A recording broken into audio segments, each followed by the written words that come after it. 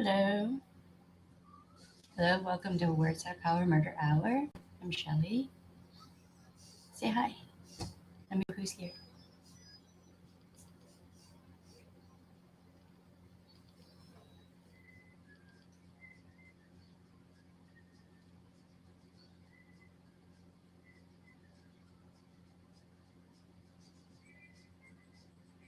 Hello, welcome to Words Have Power Murder Hour. I'm Shelly. Say hi.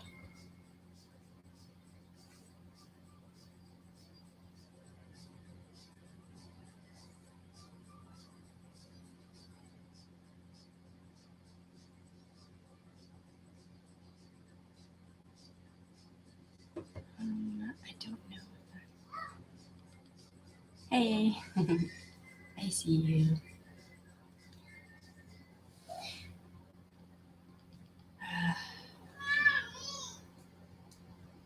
What's up, baby?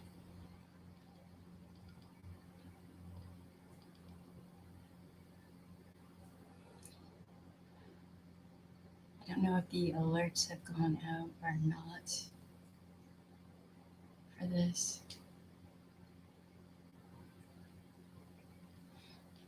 because YouTube is weird.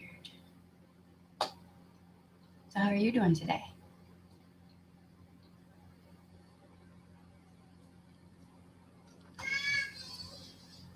Baby.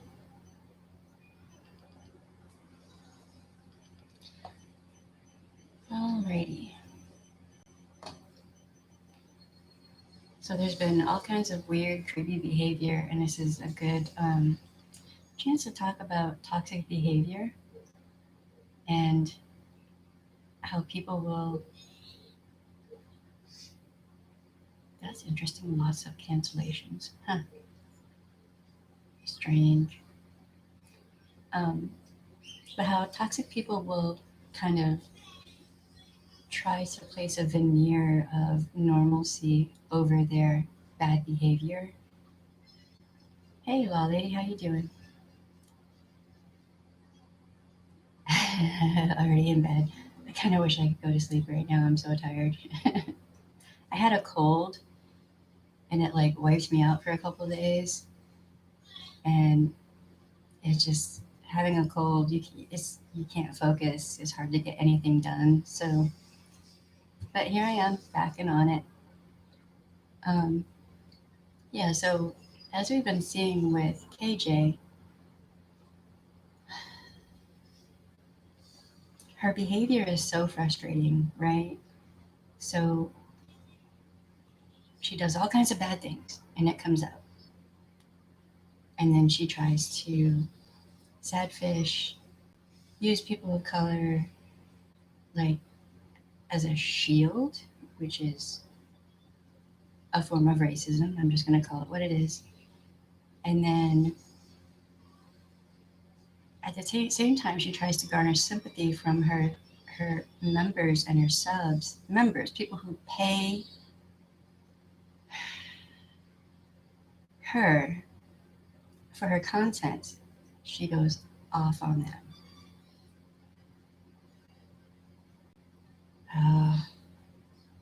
Well, I hope you feel better soon. Um, so I'm trying to understand why her members accept her toxic behavior. And it just looks like she's always got an excuse. She's always got something that she uses to draw them back in, right? And it is kind of cultish. Caroline Ironwell, I think it was, did a video on his KJ and her group, a cult. I wouldn't say it's a cult, but there's kind of a cultish thing going on there. I was a sub and then a paying member for months. She was wickedly cruel, but so hard to leave. See, I don't get that. I don't understand that. I can't even fathom being mean. Like getting to the point where you have members and all of that, and then being mean to them just sort of shows a complete lack of humility and thankfulness and thoughtfulness And every time I'm like, I'm not going to make another video about her, she does something deeply foul. And I'm like, how? What? Going off on a woman who lost her child, who is a member.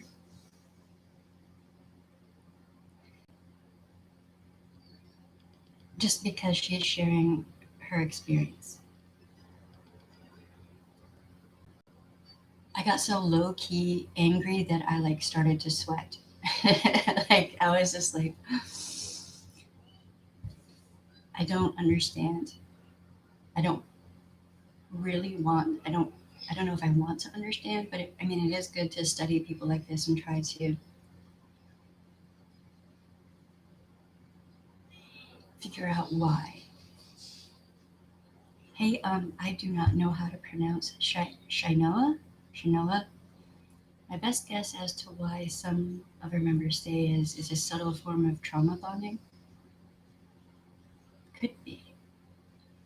She cozied up, acting my friend, even called me via Discord.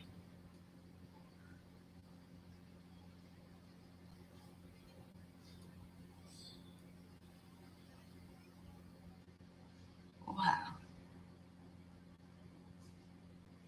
Did this cut off? That is amazing. So she likes to cause drama wherever she is. That's a pattern. Wherever, whatever Shinowa. That sounds indigenous to me, but I could be wrong. And good evening to you too. Um, so if she's in a Facebook group or any group, she's going to cause problems.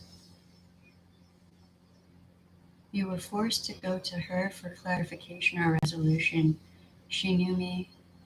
I was scared to leave. I was blessed to have made friends. So we five left together. Jesus. Okay, wait, right on. Yeah, it kind of had, your name had that feel of indigenous to me. Is that Cherokee?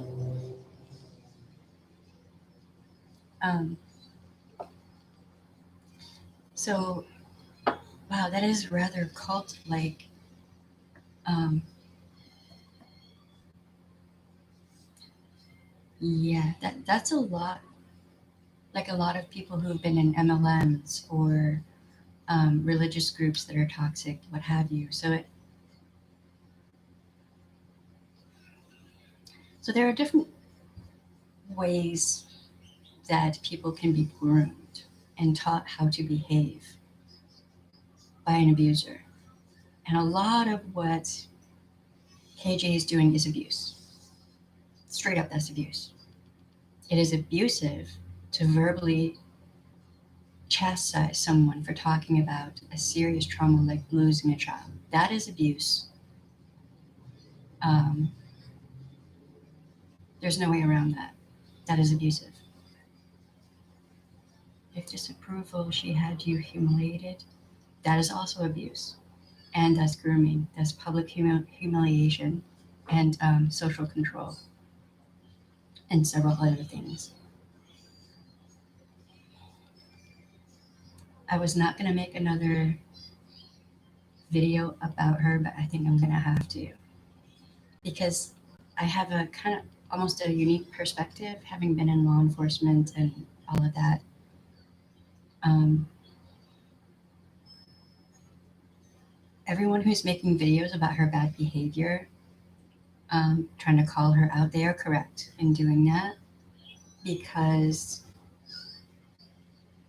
being abusive is one thing. Taking that abuse online and doing it to multiple people all over the place just takes it up to a whole nother level. Yeah, I'm glad you made it out to Lady Law because screw her. Who is she to chastise anyone? Who is she to chastise anyone? She can't keep a friend. Um, you know, if you If you tried to ignore her, she had people chase you around the web and you had to hide your identity. Hi, Leanne. How you doing?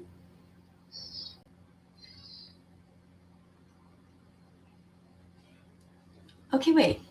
Hold up. Hold up, y'all. Bless her heart. I'm trying not to cuss. She had people chase you around the web if you ignored her, and you had to hide your identity. That's stalking. So her behavior toward Tati, that was stalking. I saw her in Stalker Frenzy, and I had never seen that before, and I was like, whoa, I never saw this before. This is amazing. Um,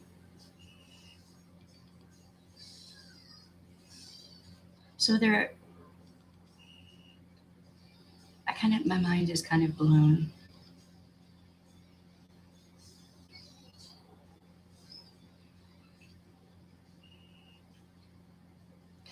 It's probably a good thing she couldn't tell who led the mass exodus, because if she could pinpoint one person, she would probably have focused on that or tried to focus on that one person. Um, wow. Okay. Okay. So anyone, I'm going. Okay. I have to call it and say that a lot of the behavior that I've seen from her is so disturbing. Um,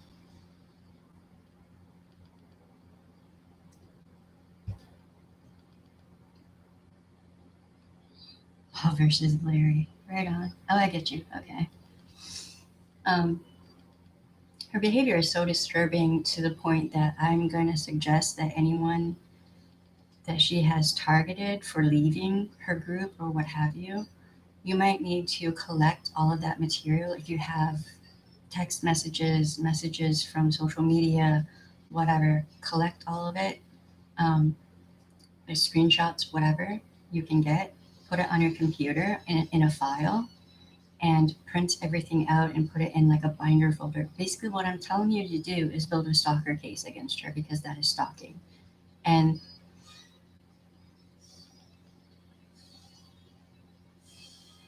yeah, I feel bad for everyone who has been a sub of hers and everyone who is right now. I feel bad for them. Um, and I'm saying that because you may not be on her radar right now. She may have other targets right now, but she may come back to you later. She seems like a cluster stalker. That's what I've always called them. Like they'll have certain people that they will stalk for like a week or two or whatever, but then they'll switch to another cluster that they're working on. And I saw this, um, the one person who had like, okay, so this one person had 27 victims that we found in this one area. Like we met the one stalker victim, and through that victim, we found 27 total victims in our area. But he had another cluster in another area. So there were multiple clusters around this main city. Um,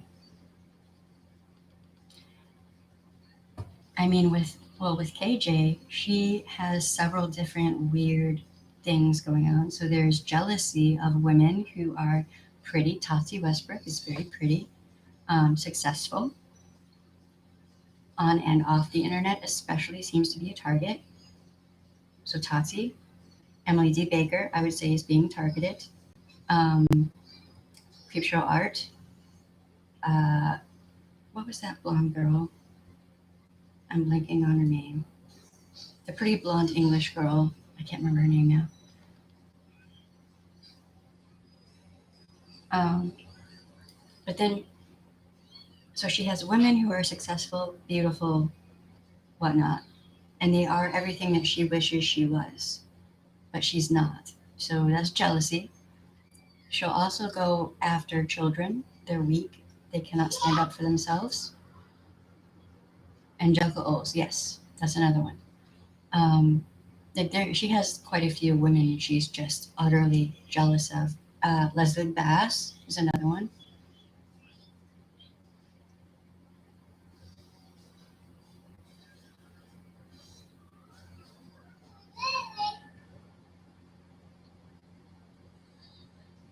She got caught up in your name, huh? That's weird. KJ hates beautiful women. You are a pretty girl. Also, I wouldn't be surprised if she comes at you.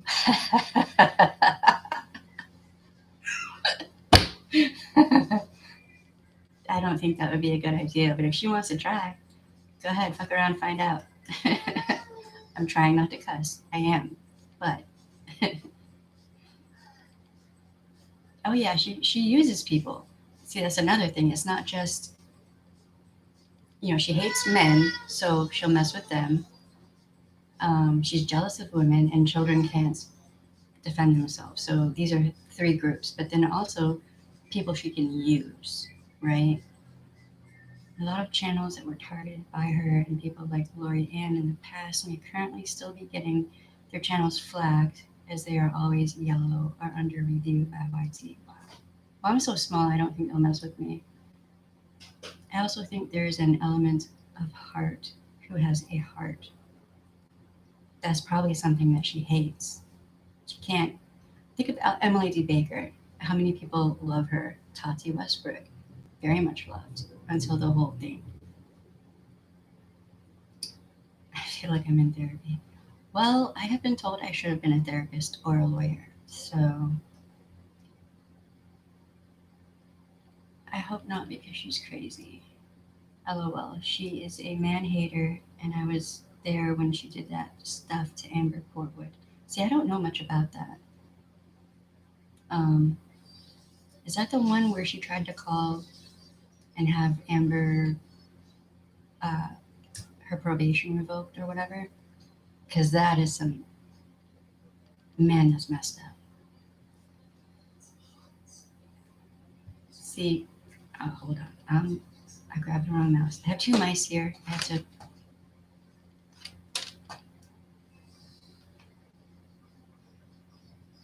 Wow. See, she likes to drag other people into the mess that she tries to create. The drama and the strife. But then she'll turn around and like she'll use them for as long as she can, and then she'll stab them in the back. So anyone who tries to be friendly with her eventually is going to suffer for that friendship. Yes, there were 3 or 4 channels where the bullying was carried out, but mostly her own and Rock-A-Lots. I don't know who Rock-A-Lots is. Sorry, shouldn't have cussed, and yes, that's the one. I mean, I can't help but cuss sometimes. Sometimes. I hate to say it, but she does go for the littler channels. Well, everything she touched turned to poo. Yep, she called her PO saying she threatened her, and Amber rolled the clip. She was harsh. Wow. See, wow. I mean, yes, I'm a smaller channel. I think I have like 55 subs at this point, but I'm not the one. Or maybe I'm exactly the right one. I'm just saying. Sipping tea with Joe, she went after 2. Joe is from Wales. I do too. When I get angry, like I have to do the second video about Dobby Vanity, and there's going to be a lot of editing because that guy makes me want to break things. Uni Rock is Rock-A-Lot. He white knighted for her for almost a year. Oh yeah, and then he got screwed over. Yeah. You were in my recommended. Oh, right on. Yay. Hey, that's kind of cool. All right. Hopefully my stalker videos will be there for people.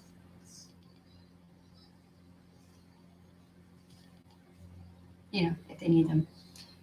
Oh my God, this stuff is like just addictive. What's up, baby? We may have a baby girl run in here at some point.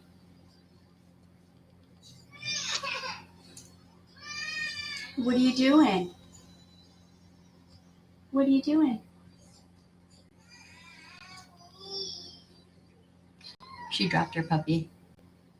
Um, yeah, so, anyone who's been targeted by KJ, start building your case.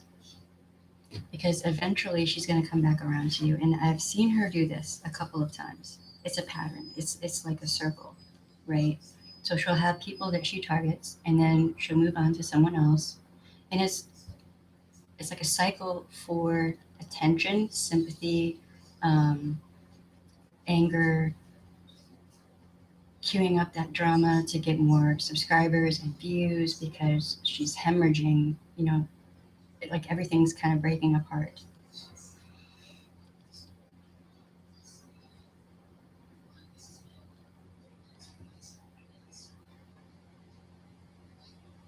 Mama T seemed really sweet. I see her on Charlotte's channel, which, by the way, Charlotte's channel is kind of keeping me afloat with the need for socialization at this point. And I'm glad you love the channel.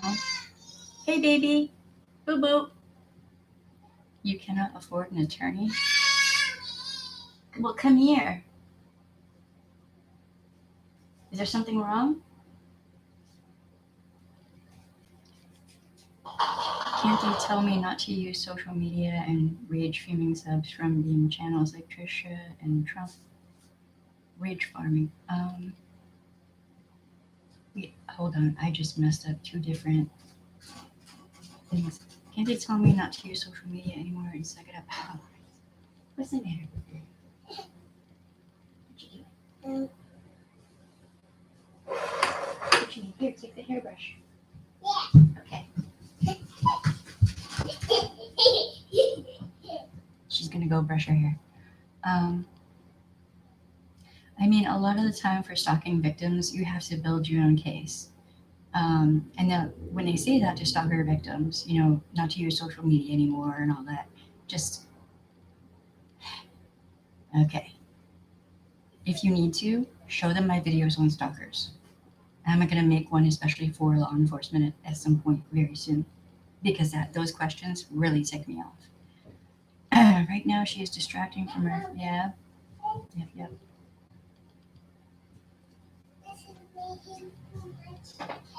Oh, okay. You can brush the kitty cat if she'll let you. Right on. There was some lawyers that will help out with money. Hard to find at times, but they're out there. Yeah, if you go to a lot of areas have like legal aid, and depending on what you're going through, you can usually have to fill out paperwork and apply to have a lawyer help you.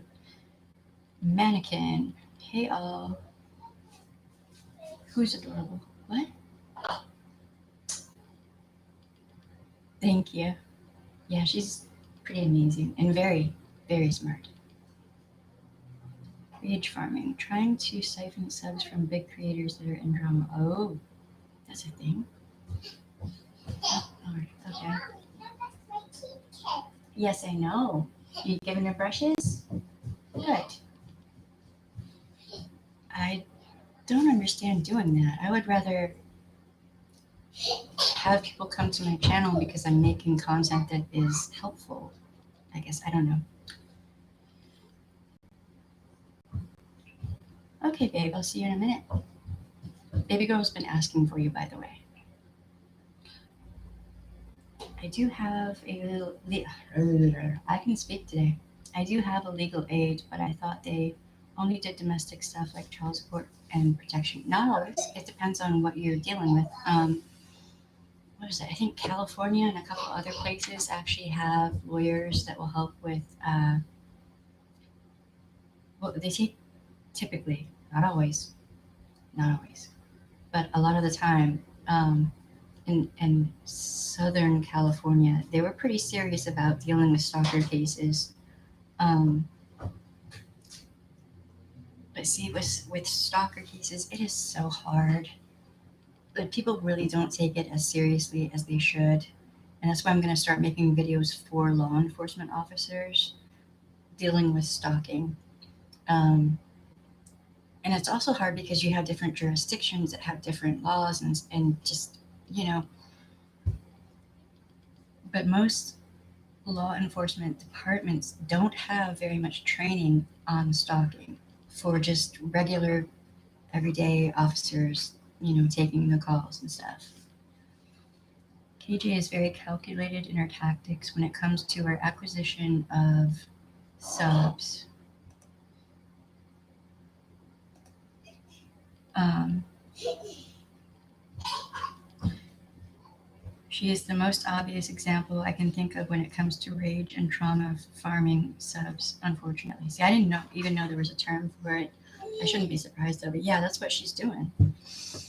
And it's so I'm worried that some of the people she's getting into her like main core of subs and members even might be, and I'm not trying to diagnose anyone, but I've noticed over the years that a lot of the time you might have people who are kind of codependent or non-confrontational kind people, and it's almost like an abusive relationship, right? So they're not in an intimate relationship with the person. She says ooga booga, which is kind of like saying hi. um, so okay, don't squish the kitty, okay? All right. um, so for those people, it's going to be really hard for them to disengage from KJ and also from the group because they all kind of reinforce the whole thing. Right?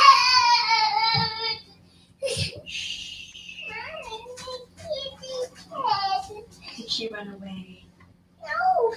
No. Oh, okay. We'll go give her hugs. She won't be scared anymore.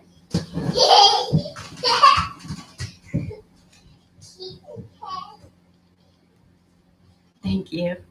Yeah, I'm trying to teach her how to give hugs without squishing the kitties. I'm a disabled social worker. I think she played on my sympathies. That's yeah. Toxic people like you. You gonna brush your hair? Yeah. Okay. Yes. She just had a really big word. Oh my goodness. Yeah, I mean that's kind of part of what toxic people do quite often. You know, even in friendships, what have you, they'll target people who are empathic and kind and considerate and want to help and nurture people. And it's, I mean, they're leeches. They just latch onto those people and suck everything, like all the energy and um, as much as they can out of those people. And it's, you know, that whole idea of narc fuel, I think is a really good term at kind of describing that situation. Uh-huh. Do you need help with it?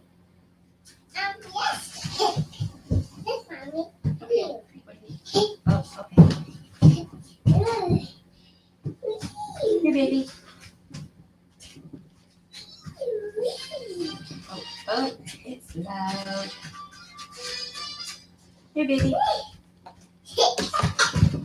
Go ahead. So yeah, people who won't stand up for themselves and will take abuse repeatedly in exchange for having a connection with someone is unfortunate to witness. Yeah, but most people don't realize that's happening. They're kind of lured into it, and she lures people, a lot of people with the Duggars and reality TV and all that. So, you know, I don't think a lot of these people know what they're getting into. I think I'm gonna push over when things snap, but that's. You're welcome, baby. What some say. I'm mad I didn't catch the cluster B, but we didn't have DBT treatment because I did work in adult psych for years. This is really interesting. I used to follow Richard Grannon, who talks about narcissism. stopped following because it was a bit of a mind screw. Wow. Okay. Um, let's see. Well, I'm not trying to mind screw anyone. Um,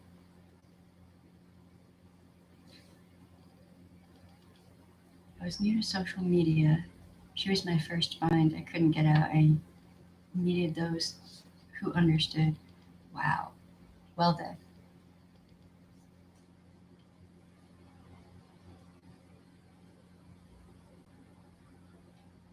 Isn't it weird when people claim being in a relationship with someone when they're not? Like, gay. That's just weird. My alarm bells went off by how much she would look at herself during her recorded videos and then her live streams. It was her dictatorial manner that made me never engage. Yeah, I can see that. Um, I had a hard time looking at myself on the streams because it's just weird because the colors are so off that to me on camera I don't look right, so I just can't. And then the camera, the light is so bright that it just hurts.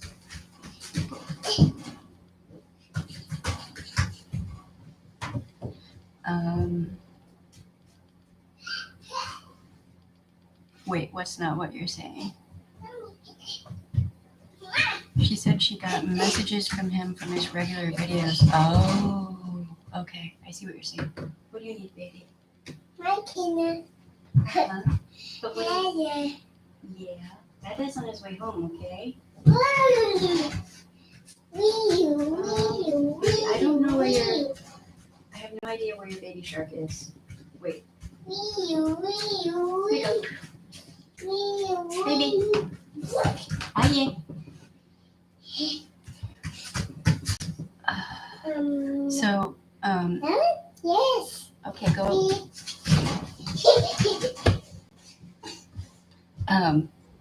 Okay, so she moved closer to him. That is a lot of the time, not always, but take that in your room. That is a form of stalking, and he should be very worried about that, actually. Um, that may be the kind of thing where she needs meds. Um, I can't diagnose, I don't know the whole thing, but a lot of the time when I ran into that, it was someone who was schizoaffective. Uh, so that's, yeah. With help, you know, that might not be the real her, that might be the mental illness, is what I'm saying. What she did to that poor woman, her behavior, yeah. Or she's taken off her mask. If I watch her original Smoking Nun stuff, I'd never follow. Yeah. Um, yeah, I mean, when you see her being nice and smiling and all of this and that, that's a mask. That's not really her. That's her trying to play nice.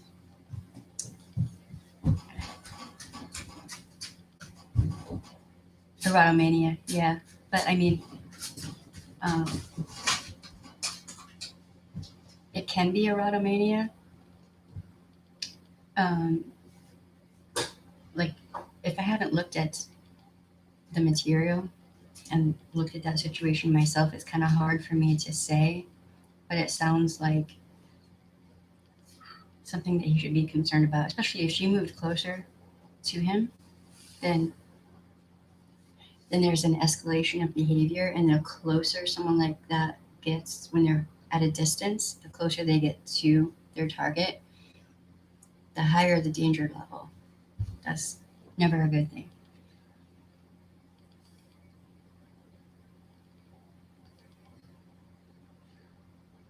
Um, I mean, I don't know if that's poor decision making though. Um,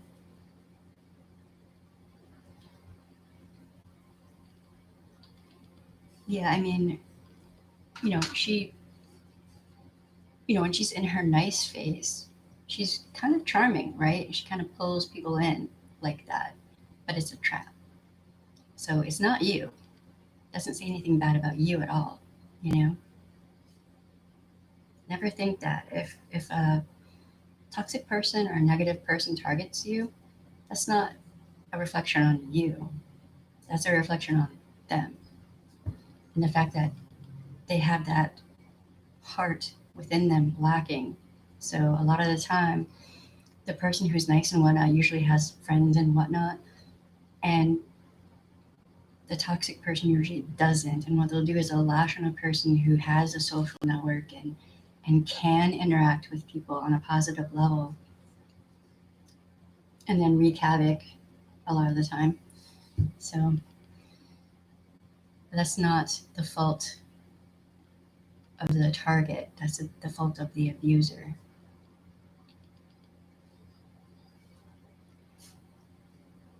My ex was emotionally not great, so I have alarm bells now. It's not your fault. But it's good to have those gut instincts. So when she's nice, run. Oh, yeah. Run far, run fast.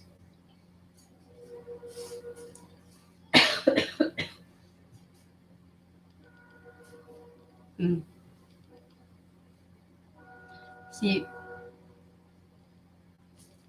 it's interesting that she kind of, she'll target certain people in her membership or her subs, what have you. She'll target people here and there and either be really nice to them or be really mean to them. And that's the carrot and the stick. Abusers quite often will dangle that carrot in front of, their victim or victims, right? And then it's like ripping the rug out from underneath them, and then hit them with the stick, and then dangle the carrot again. So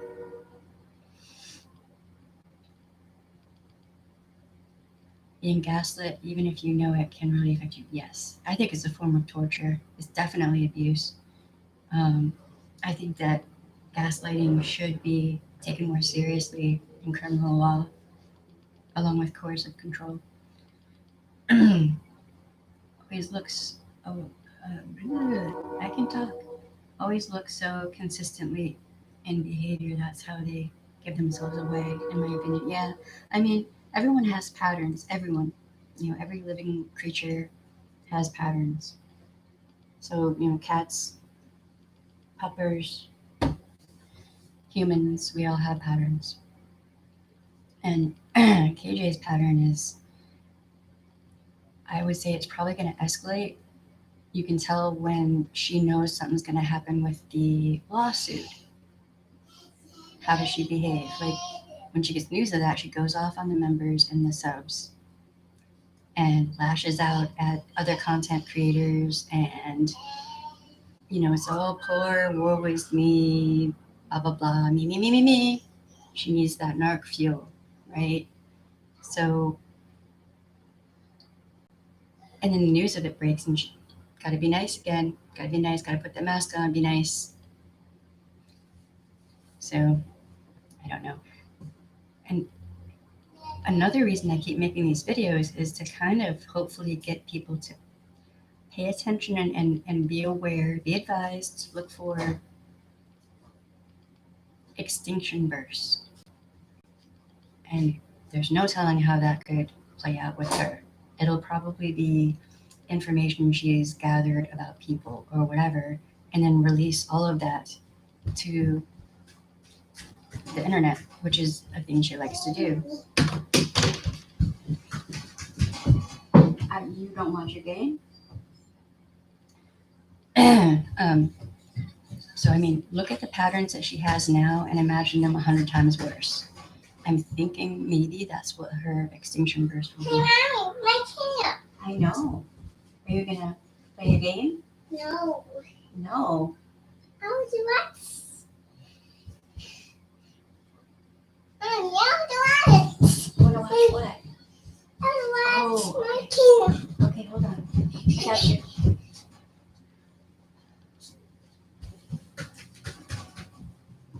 Yeah, it's a thing to look out for with toxic people. Extinction bursts they can be bad. What you want to watch, baby? I want. Well, here, go pick. Yeah. Okay, watch your step. Yeah, extinction bursts can be. I have seen extinction bursts that blew my mind, uh, and didn't quite know what to think. Like one lady, like I said, she started tearing down a wooden fence with her bare hands. I was like, geez, like it was insane and intense. Um, that was her stick. The carrot was community. Really, that is interesting. So, but if she's losing so many subs and members and all of that, I'm confused by how she still has, like, it doesn't it doesn't make sense how her sub count is still high, but she has so many people that are no longer subs. Like, if somebody could make it connect for me, that'd be great. I don't understand. When you've been raised by people like that, it's easier to fall into traps like that. But over time, you can learn to recognize it. Yeah, well, you learn to people please. So a lot of her subs and members are probably people pleasers, and that is part of growing up in trauma, very much so, or having been in a traumatic relationship or situation, or something like that. Um, People pleasing is something that traumatized people really should learn more about, and I'm actually going to do a video about that because that can set you up to fall into other traps, like more traps. So, the Lorianne revelations made me worry that we might be about to see KJ inching towards a very public episode. Oh yeah, that would be an extinction burst. Um, and she may have several. It may not just be one because she's very cyclical. And man, the Lori Ann stuff. Wow, wow. Like, depending on how this Tati Westbrook suit against her goes, she might be in for some serious trouble. I mean, even without that, she has a ridiculous number of enemies who are going to come for her. I have a feeling, and it's if she thinks it's stressful now, just wait. But wait, there's more.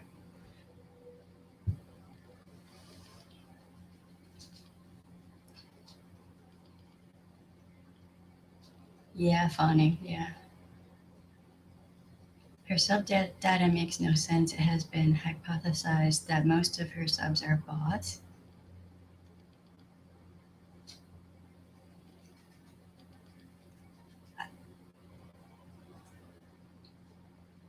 Okay, I think I remember hearing someone say that. I'm like, I don't understand. Um, Reddit is showing a decline. The theory is bot subs and engagement. I track for 3 weeks, every day either 100 or 200 at noon. Wow. We'll go get her.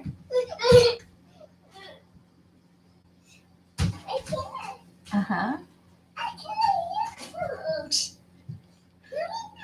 My kitty is getting a workout. Are you gonna go get her? Go give her tickles. Okay, baby. I just I don't know. I would rather see that's deception and manipulation, and she does a lot of that. Um, so it's not just what she's doing to members and subs and trying to do to everybody else, but it's also like in every possible way. It seems like is there anything real about her? I'm wondering. I don't know. I heard people say she does this over and over in different communities, so she's probably an expert at messing with data. Nope. No. No. Do you want your go sit in your bed? Yeah, I mean, and several, I can't remember, I think it was 2 or 3 different Facebook groups, there were problems with her, and one of them I think she ran, and then Discord. Um, I mean, there are so many places that I can't even keep track, so she can't really necessarily stay in one place for very long because of how she treats people. And because her pattern of behavior is so toxic that it doesn't matter where she goes, it's going to follow her wherever she goes. So I mean, she's got to change herself before anything else will change.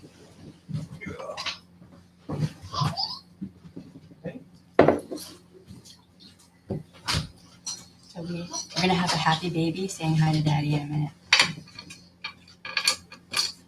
Hello. Hey, babe.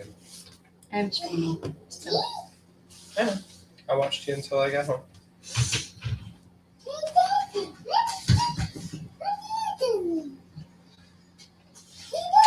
Hey, baby. Hi, Daddy. My little love. Hugs. Can you take her in the other room? Yes. I grab your Kinder. Come on. Grab your Kinder. Come on. Yeah, Come on. they have their. I'll be right here. Show Dad your game. Come on.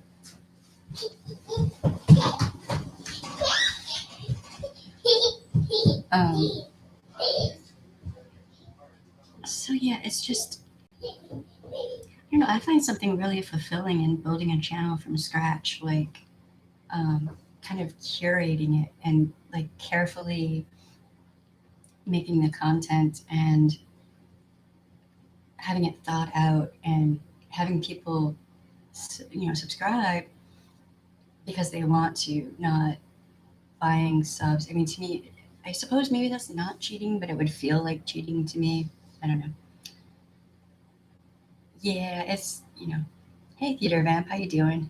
I'm just recovering from a cold, so it's been intense. I slept for almost 2 days.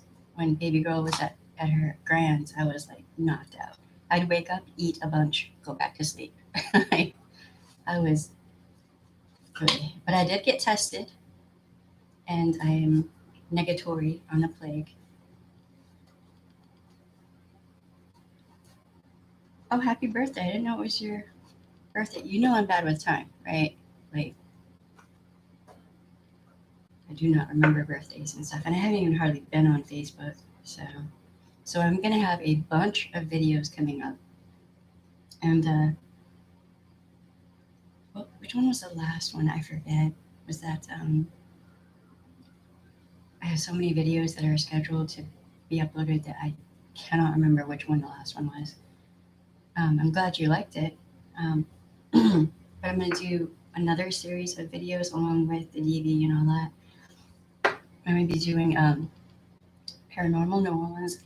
That one I'm looking forward to because it's a surprise. It's gonna be fabulous. Hopefully, isolation. Yes, that was a hard video to make. And then I'm gonna do videos about different, like the history of paganism and like different groups, like so past and present kind of thing. And part of the reason I'm gonna make those videos is to keep myself from like pulling my own hair out from doing the true crime and all that. Yeah, Paranormal New Orleans. I was doing the research for that right before I came on live. So I'm gonna reach out to different people and see if I can get people to come on with me and talk about stuff. So, and I have like 8 or 9 people that I'm gonna reach out to. One of whom, if you've been to New Orleans and you've been on like certain tours here, you may have been on one of his. I'm not gonna say his name, but I'm gonna reach out and see if he'd like to come on here. I mean, I figure I've only known him for 20 plus years, and he's been hitting on me for a while, so he kind of owes me one. But Excuse me while I smoke my first cigarette of the day. All right, so anyone who's been targeted by KJ, seriously, if you can pull together any and all material, like things that she said and done, whatnot, try to get timestamps and all that to prove when these things happened. Just it's called CYA, cover your ass, because you never know with someone like her,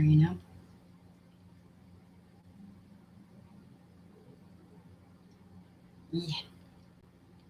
KJ's past, current, and future antics will need a diversion, yes. And I'm also doing soon, once I get the terminology videos done, I'm going to be going into true crime, and that's always hard. Like I have to do the second Davi Vanity video, which I'm not looking forward to that. Actually, that guy should be in prison right now. And I think I was supposed to do a second Onision video. That's another guy that should be in prison. I don't know. It's just interesting to look at toxic personalities, like people who are toxic, and they're different, but there are similarities in how they pull people in. Davi Vanity, Onision, and KJ all pull in fans and then abuse them. That's what they do. My list is very long. My list of videos is ridiculous. Thankfully, I've got a good chunk of them done on this list. But after this list, there's more. So I have my work cut out for me. And then also, I have to learn how to edit with this new program. Somehow, I have to figure out the lighting situation because I have red lipstick on, but it does not look red. It looks brown. I don't know. There's a lot to learn, but I'm actually really enjoying it.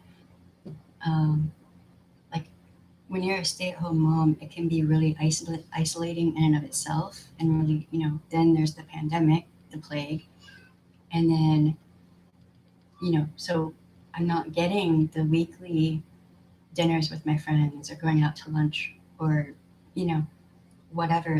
That social stress relief isn't there anymore. So at least now I have a form of work, and um, and I'm getting socialization in, which is really good. I had to run away from the Onision stuff. It got too hard to watch those girls suffer, and he was still actively, yeah. Well, I mean, he's always in some form or fashion going to be on the internet because he has no actual real world life experience, like real world adulting, So, yeah, those are going to be probably the hardest.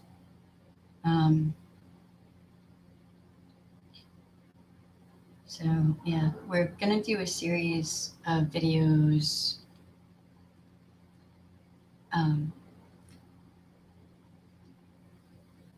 Seen those yet? The Lost Women videos? They're not up. I haven't done them yet. Once I get done with the terminology videos, then we're going into true crime and the Lost Women. So all across the country, up into Canada, all over the world, really, Indigenous women are going missing. And when and if they're found murdered, typically. And it's complicated. But there are issues of jurisdiction for law enforcement and whatnot. And then, yeah. But I'm going to be going into that because you hardly ever hear anyone, especially even in true crime, talking about that. And I'm actually going to start doing those videos very soon. Our kids won't know adulting? Ouch. Wait, what? bless my parents, right? Yeah, I mean, things are so weird these days that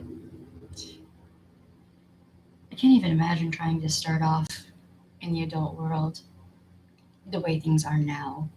You know, when like moved out and did my own thing, it was, rents were not ridiculously high. It wasn't so expensive to do anything really. I don't know. I feel bad for kids these days.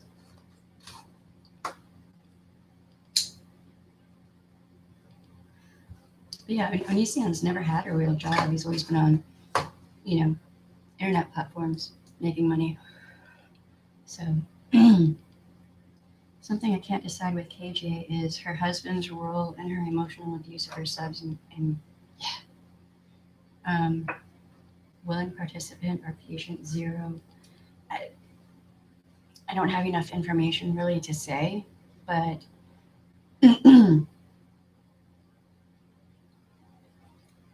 I mean, he could be one of her enablers, or he could be kind of her partner in crime, if you will. Not, I don't mean actually.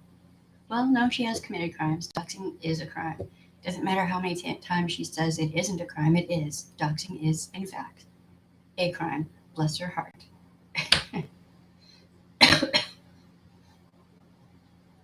There's only been a few on YouTube about this, and it's very blurry, if that makes sense.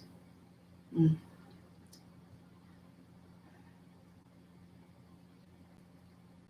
Okay, we talked about a bunch of things, so only a few what? Excuse me for about the Indigenous woman. I mean, I'm going to be talking about the Highway of Tears. There are like 3 or 4 of those Highway of Tears, so that'll be a multi-part series. And then I don't know why larger true crime platforms don't talk about this, you know, much, if at all.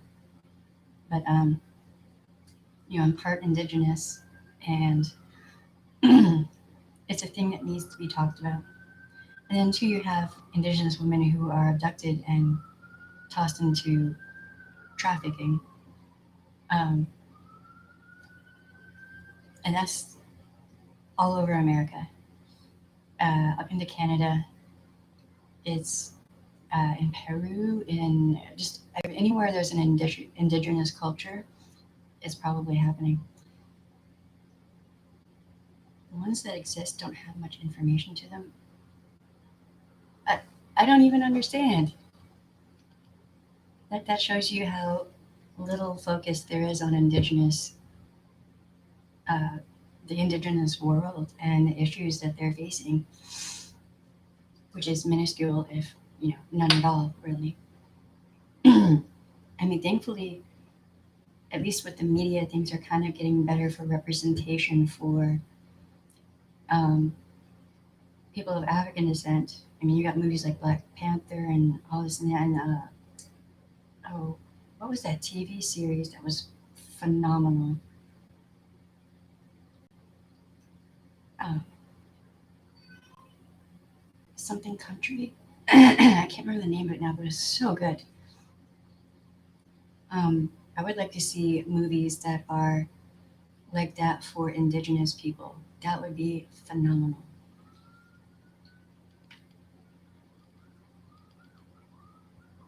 There's something very nefarious at the heart of disappearance of Indigenous women. The lack of media coverage is the tell. Yeah, yeah, yeah.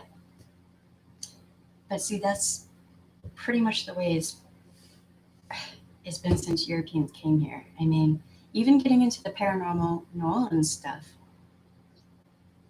I'm trying to find information about the indigenous people who were here before the Europeans came along and colonized.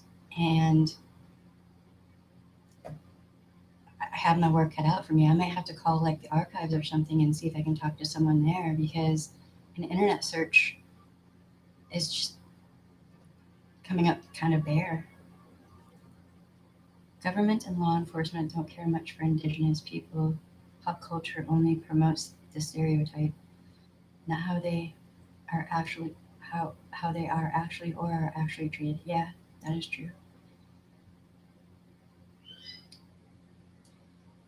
That's why I'm excited for that series because it's an issue that is there, but no one can say more about it. They don't want to do the research. They don't want to do the work. Hey, butterfly kisses, how you doing? Um, so yeah, it's you know, I mean, it's going to be a lot of work, and I'm trying to find ways to reach out to people on the different various, well, I say reses, but I mean reservations. For those of you who are not, you know, well, how is this information stored? You spoke the jurisdiction issue, so like police reports, etc. Well, okay, all right. You have the feds, the FBI, and all of that are supposedly supposed to have jurisdiction over indigenous or Indian. I really hate that term. It's just a personal thing for me. My ancestors were not from India. Um, so they're supposed to be over reservations, but then you have state and local, right?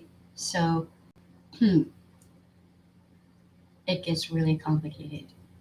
So if a white person comes on a reservation and harms an indigenous woman who has jurisdiction, if an indigenous woman is off res and is harmed by a white person who has jurisdiction, and it's really complicated. And I'm going to try to, what I would like to do is have someone, an indigenous person, do an interview and have them explain it because they're living it. I don't live on res, so you know.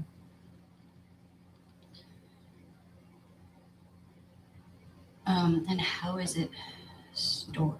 That's a good question. I have no idea. I think it would be federal more than likely, but I've, you know, since I've been researching, I'm kind of finding that it seems like too many cases are falling through the cracks, and it's irritating. The Picton farm case in British Columbia. Oh Lord, that guy. Oh, he was horrible. Yeah, and if I'm not mistaken, a lot of those women I think were indigenous. I could be wrong, but I think I wrote a paper on him for college, and I tried to block it out of my memory because he was so foul.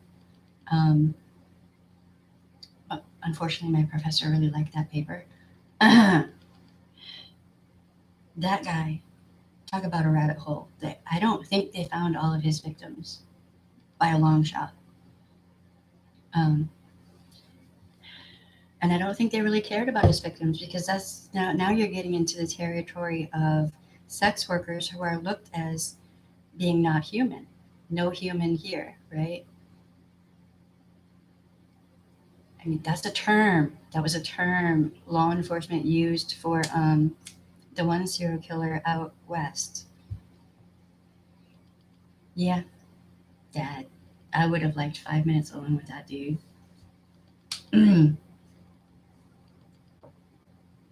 I don't know. And the fact that he got away with it for so long, there are so many serial killers who get away with it for years. And they'll have a sex worker or a targeted victim who escapes, gets out.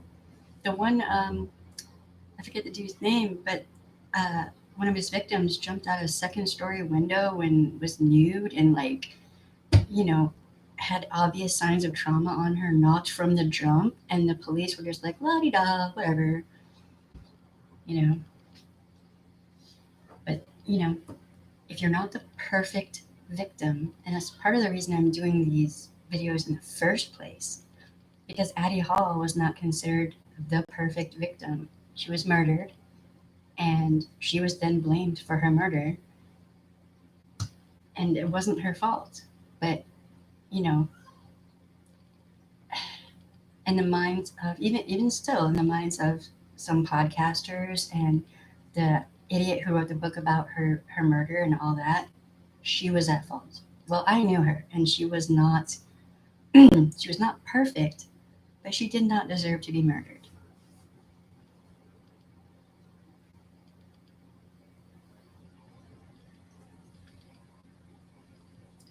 See, the trafficking is so big. I'm in Missouri, and we are one of the biggest places for the transporting, and we only get barely info on what to look out for because it's so discreet. Jesus.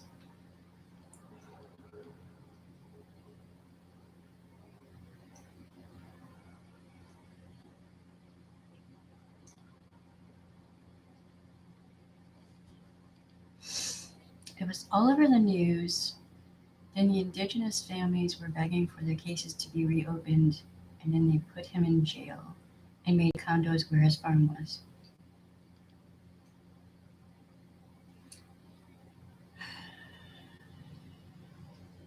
I'm gonna have to go down that hole again, huh? And make videos about that piece of trash. Yay.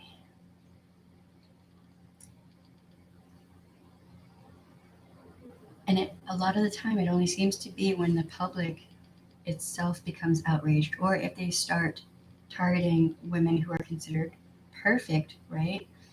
Then authorities will jump in and actually take care of it. My niece met a guy, moved to a very bad reservation in BC, left my nieces behind. She almost died being initiated into a gang. Healed, went back. She has always been a wonderful, brilliant. Oh,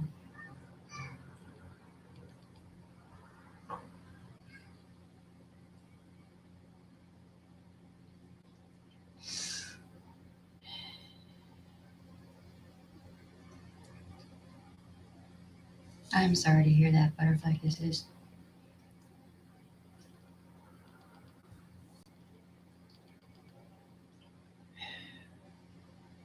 And see, if our country actually gave a shit about women and children, there would be help for you, you know, for her. Um, I don't know.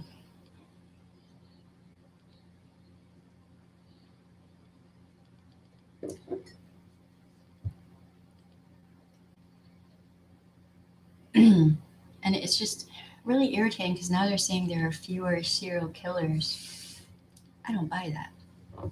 I think that serial killers are getting smart and they are trying to find places where it's harder to see the pattern. Like most serial killers will have a pattern, at least to a certain degree. Some are kind of less obvious, but I think they might have turned toward reservations. There's a huge homeless population right now. um, you know, wherever they can find a population of vulnerable people, that's where they're going to go. And they're probably still targeting sex workers. You know, a lot of serial killers will adapt and they'll change. And that's why serial killers went from targeting sex workers out on the street. Some of them switched over to the internet, to Craigslist and all this and that, right? So I think it would be smart to legalize prostitution and have it like taxed and, you know, in safe places and take it out of being a black market and create a situation where it's safe, you know? It's much easier to isolate and target women now that the internet exists and the law for crimes on the web haven't caught up yet. Yeah. I mean, I'm trying to be safe with my identity, um, just anyway. But yeah, I don't know. That's there were several reasons for why I started doing this YouTube channel. I was writing a book and I'm like, oh, how many people are actually going to read it, or listen to it if it's on Audible? I might be able to reach more people if I'm just doing a video. And there were several different things that I was irritated with. Overall, in general, how women and children are treated in this culture. And then minority women, um, indigenous women, sex workers, and the whole idea of the perfect victim um, disgusts me on a level that I can barely even comprehend. So it makes me sad that just because they are sex workers, most often cases are kind of dismissed. Yeah. The whole idea that, oh, well, you can't RAPE a sex worker is just foul.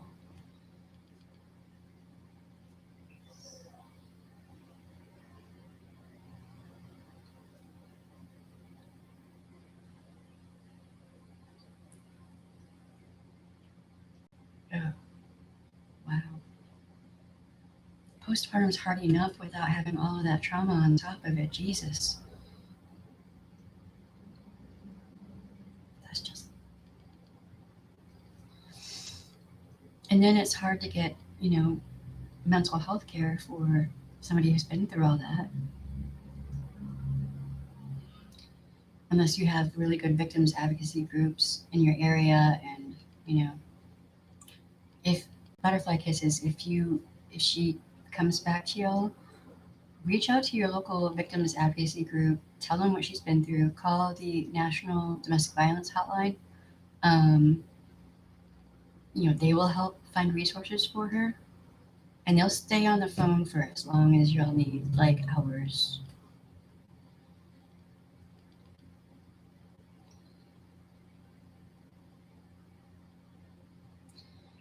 I don't know. Probably end up having to do a ritual for your family member there. Uh-oh. We're about to be attacked by a kitty. What are you doing? You're gonna knock everything off here. Yes, you will. You gonna come up? You wanna say hi?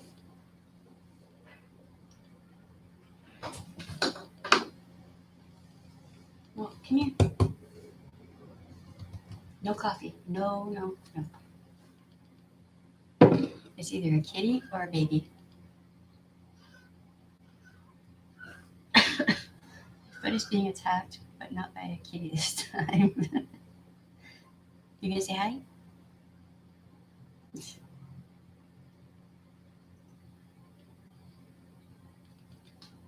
Yeah. I feel for her. I mean, can you not? I love you. Just move. Um, wait. Hopefully, eventually, she'll reach that point where, where she'll realize she can get out and she can thrive. Um, I mean, that's part of the reason I'm making these videos is I'm praying that some young woman out there will see these videos and will kind of have a warning ahead of time, so that if she runs into someone toxic, she'll get that gut instinct. She'll get that the alarm. Her alarm bells will ring, and she'll be like, "Oh, I remember those videos," and just run the opposite way. Never have that happen. That would be amazing.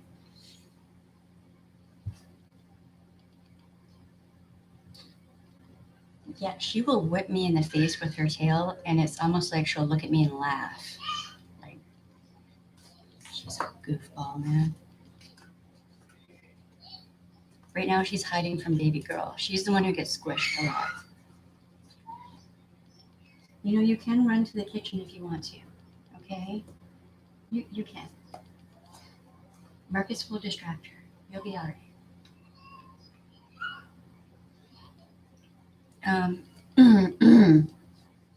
So yeah, I have a lot of videos I'm going to be working on.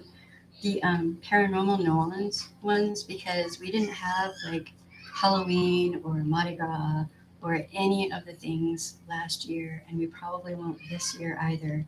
I'm going to just be doing stuff. I'm going to have all the fun making these videos. But I'm going to have to make them on days when Marcus is off from work because there's going to be preparation involved for that. So yeah.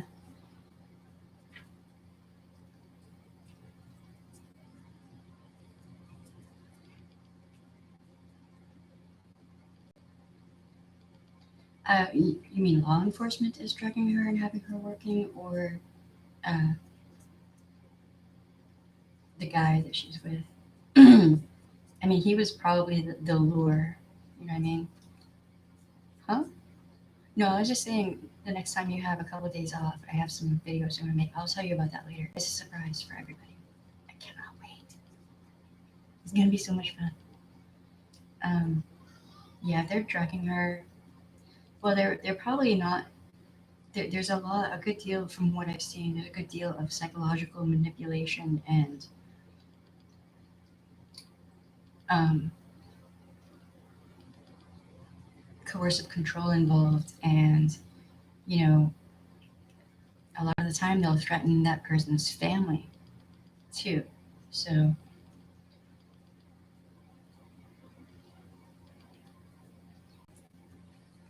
yeah, I mean, if you find her, I'm pretty sure most people, at least in this subgroup, whatever, will try to help you.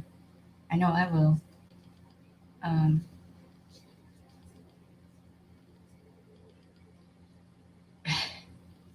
oh, thank you. Are you the one that shared the video to Reddit? Because I still don't know who did that, and I was gonna say thank you, but um, yeah, it was really, really weird for me seeing that my video was shared on Reddit. I'm like, oh, I kind of feel famous. That's weird. Don't know how to feel about that.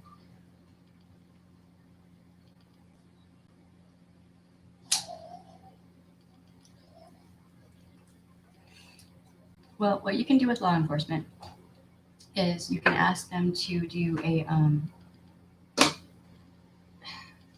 where did my brain go? Uh, what's the term?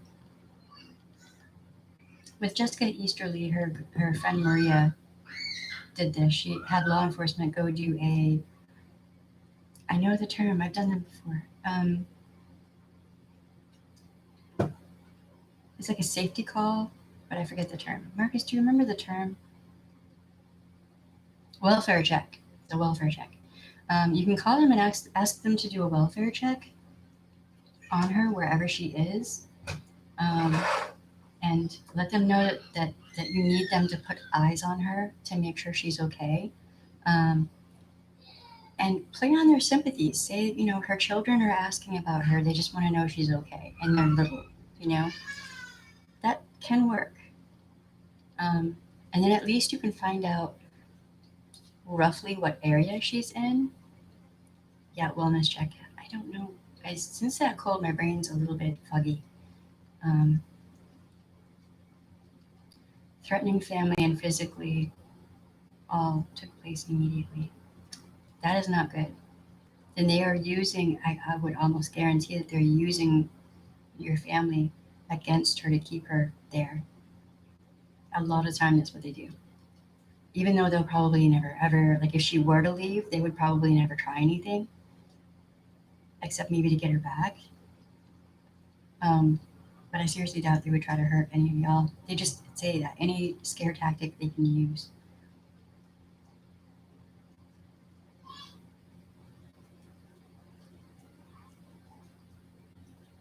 Oh, well, thank you.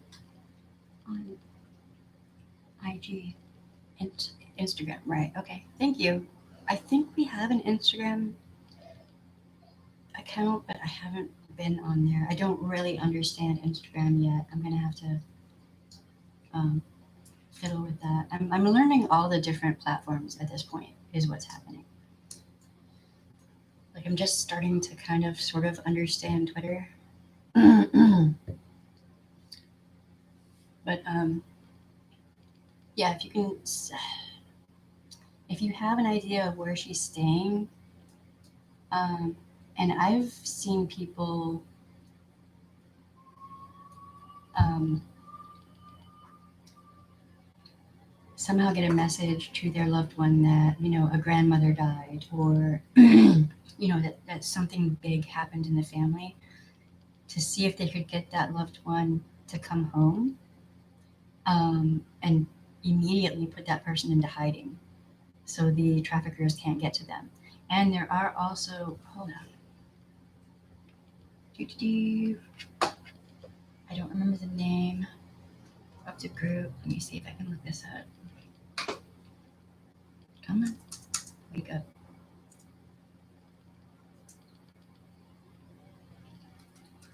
There are groups out there that specifically help people who are being trafficked.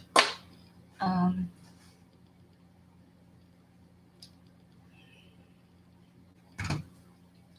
and some of them, like they do it for free. They don't like charge or anything like that.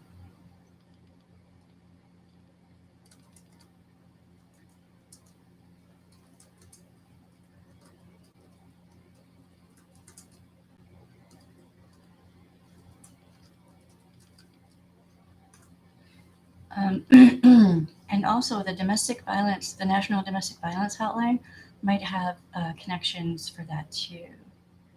Yeah, they have therapists, jobs, housing, etc. Yep. Um, Safe Horizon. There was one group in particular though that was doing a lot of good work. Yeah, there are like grants and stuff for victims assistance. There's like assistance programs. There's just all kinds of resources out there. And I mean, hopefully there will be more soon.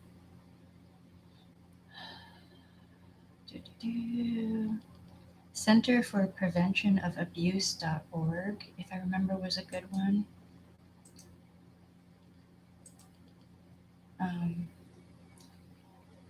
There's way more help now than there was back in the day.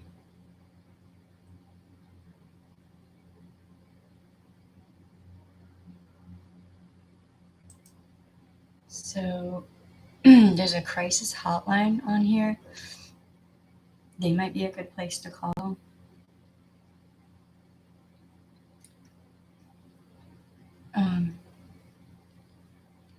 Just educating yourself about this, being as you have a loved one who's dealing with it, is a really good idea. And there's all kinds of help out there right now. Not just for the victims, but also for family members who are trying to help their family member. You know what I mean? So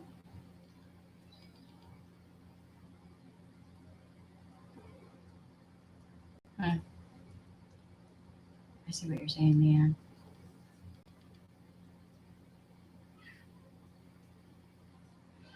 So yeah, it's probably going to be another series of videos that I'll do. I have a lot of work ahead of me. But yeah.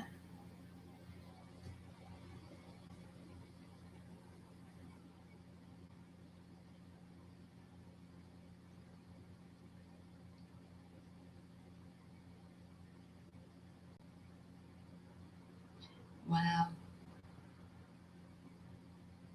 I'm sorry to hear that, Butterfly Kisses. You got a lot going on right now. Jesus.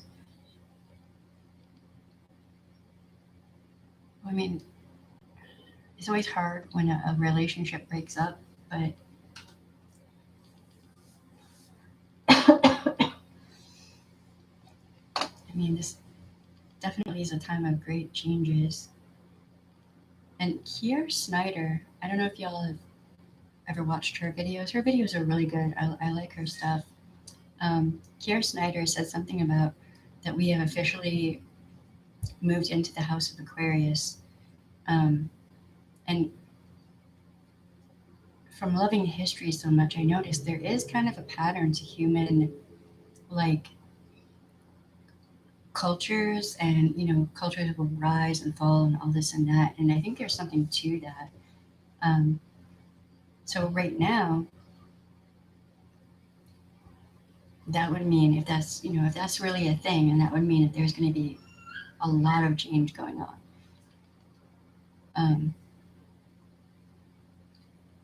Yeah, I kind of wish she could make more videos. I just like the way she just sits and chats, And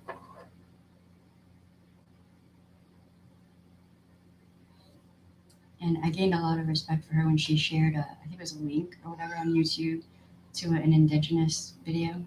That was pretty cool. Because most people are like, whatever. Like, they don't, I don't know, you ever think of indigenous people?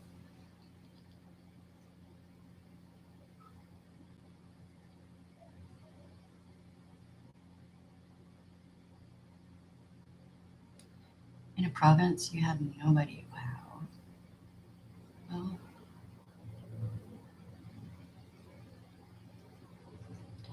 did a video about what? Which thing? We've talked about a lot of things. So,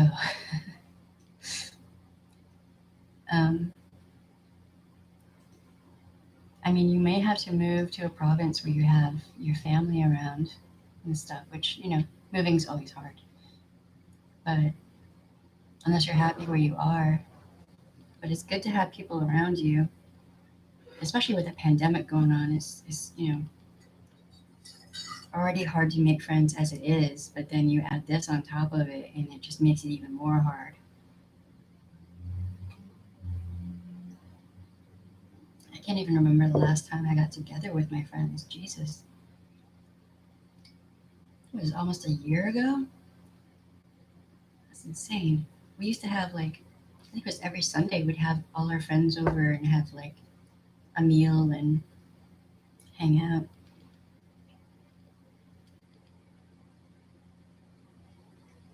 I mean, yeah, that is true.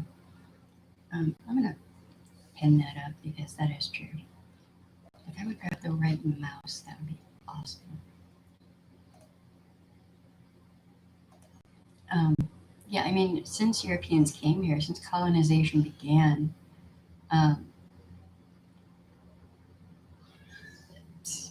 nothing has been in the indigenous people's favor, like, at all. So it's time for that to change. It's time for that, new age, and I don't mean that religiously. I mean the new age of Aquarius. For that to, there needs to be some good stuff happening for indigenous people. There has to be. I mean, in my lifetime, I saw something I thought I would never see, which was the gathering of indigenous cultures for the protests of the pipeline in, what was it, North Dakota?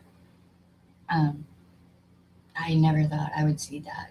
Like, outside of like a powwow or something, it was just spontaneous. All these cultures came to help, and that was amazing. That was one of the most beautiful things I've ever seen. So, and I was like, okay, there's something changing. Like, when I saw that, um, yeah, it was pretty intense. I was like, damn, dude, I wish I could be there just to, I don't know, there was a lot of really good energy going on, even considering all the negative, you know, the way law enforcement behaved with that was disgraceful, to say the least. But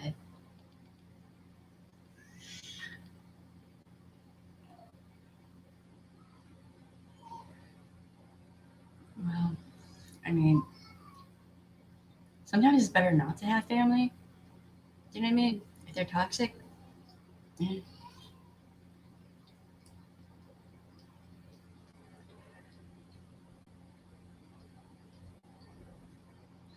Yeah, it almost always seems to start at the grassroots level and then kind of work its way up, which is kind of, I don't know.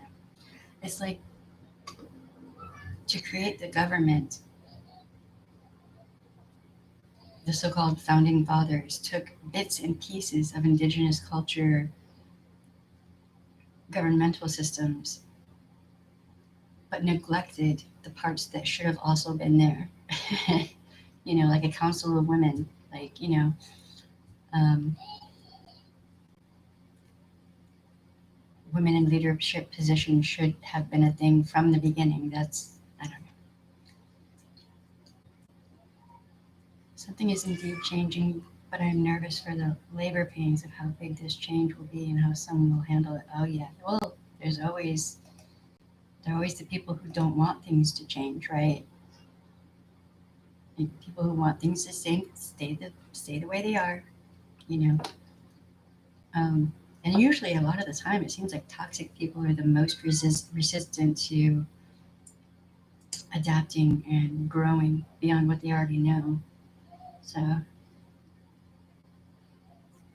mm, but I don't know. I think Marcus is being thoroughly attacked by Baby Girl right now. All right, but I have a bunch of videos coming up. I'm going to try to um, just, in part for my own sanity, I'm going to try to start streaming, if not every day, then every other day, just to get some socialization in. And y'all probably need it too. Um, right on, man. It was good seeing you here. Um,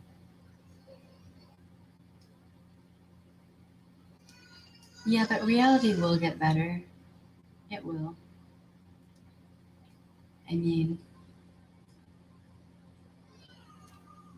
you know, things have been crazy the past 4 years. I think in part that might have been part of the growing pains you were talking about. Um,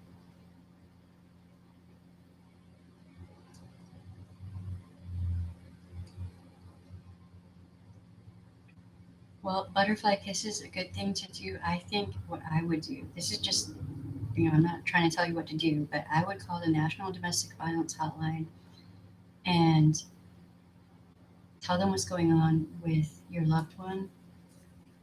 And um, they will be able to put you in touch with resources to help. Um, and they are amazing. Like I said, they'll stay on the phone with you for hours, figuring this out, helping you come up with you know, escape plans if necessary, what have you, and then they'll have resources for um, groups that help with trafficking victims as well. Um, I mean, it's obvious that you feel powerless right now, but you're not.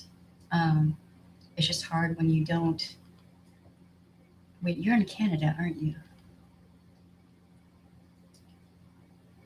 Because I'm wondering what resources there are in Canada. Canada might be different from America, but there should be a national hotline of some kind in Canada, yeah? Hold on. I don't even know.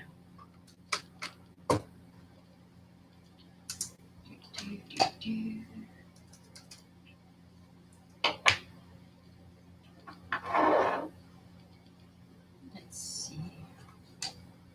Yet again, wrong mouse.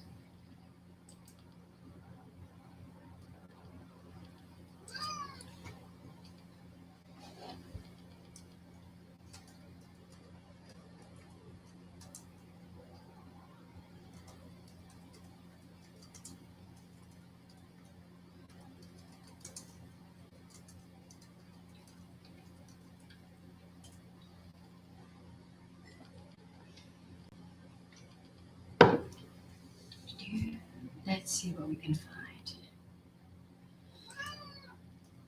Really?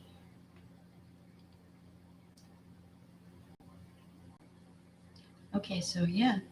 There's domestic violence provincial groups, Canada. a list of organizations in Canada that are focused on domestic violence programs, shelters, and transitional housing. So, um, it might be a good idea to I just did a Google search, domestic violence resources in Canada. Um, so yeah, you're not disrupting our chat. I'm not KJ. I am not KJ. You are not disrupting our chat. This is what I'm here to do. This is why I'm here, is to help people. Um, let's see, you got. Yeah, it looks like there are all kinds of resources that can help. So, um, just do a basic Google search, and I guarantee you they're going to have phone numbers and whatnot. Um, you moved out at 13 years old. Wait a minute, baby girl, you were 13. How old are you now, if you don't mind me asking?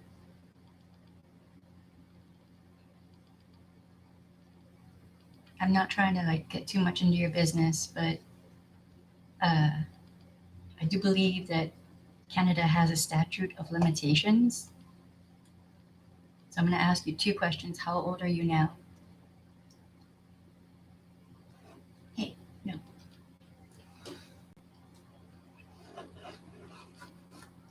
I mean, you don't have to answer. I'm just wondering how old your husband was. That's not a problem. That's the whole point of me being here, is to help people. That's the whole reason I'm doing this.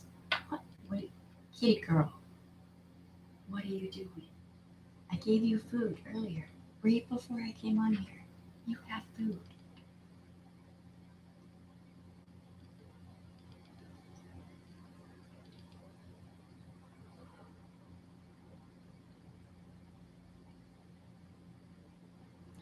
For 42. So a majority of your life, from the age of 13 to 42. Wow. How old was he when you met him? So when you were 13 years old, how old was he?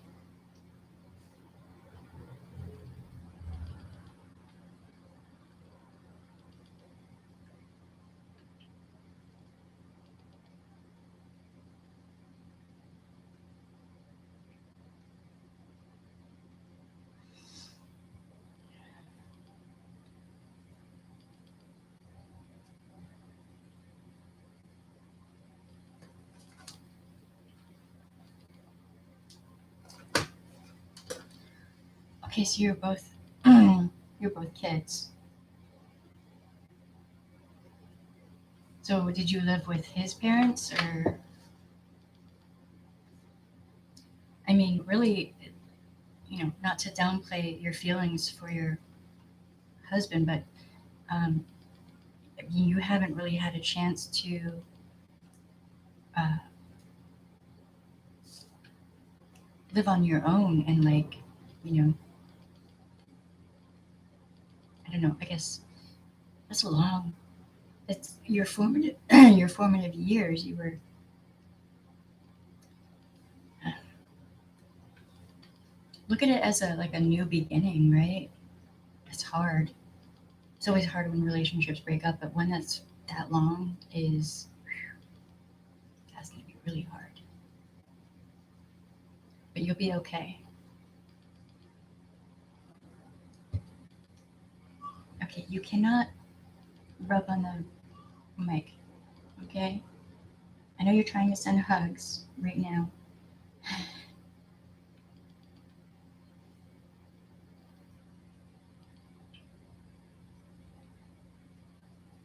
Huh?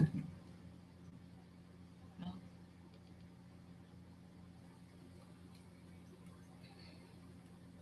I don't know.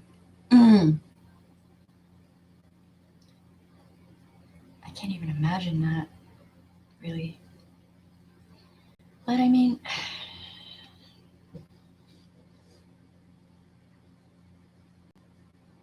oh, okay. Wow. Okay, that's a lot.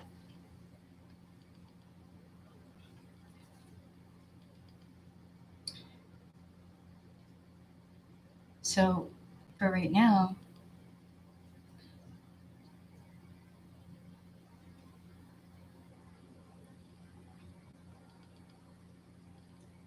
that's a really good question. Can you calm down, please? I love you too. Okay.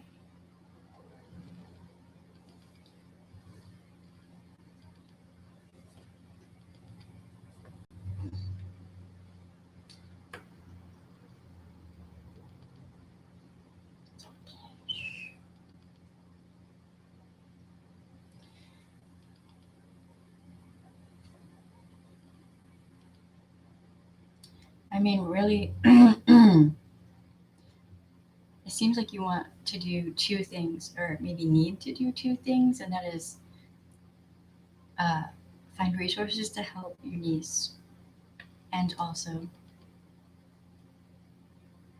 I mean, from the sound of it, you may need, like therapy to help you get through what you're going through as well.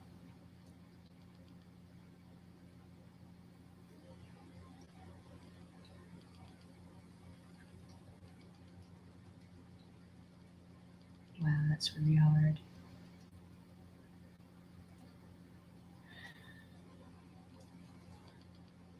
That's really hard. I'm sorry you're going through all this. I don't know. I know, if I'm not mistaken, in Canada, I think that you can, if I'm not mistaken, I think it depends on which province you're in, but it seems like it's much easier in Canada to get mental health treatment than it is here in the US. In the US, it is a pain.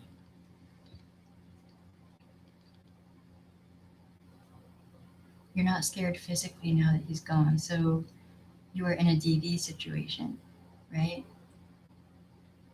That's what that sounds like. If so, call the, I don't even know if y'all have a national domestic violence hotline or the equivalent, um, but see what resources there are in your province and reach out to them. Um, Especially being in a relationship for that long. Seriously, I cannot say this enough. Therapy is a really good thing. It is so helpful. I highly recommend and suggest therapy, um, both for you and your niece when she comes out. Um, if I didn't live in America, I'd probably still be in therapy, but land of the free, home of the, good luck finding the resources you need.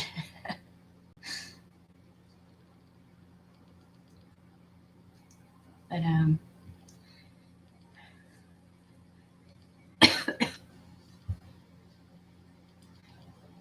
you never even said goodbye to your son. What?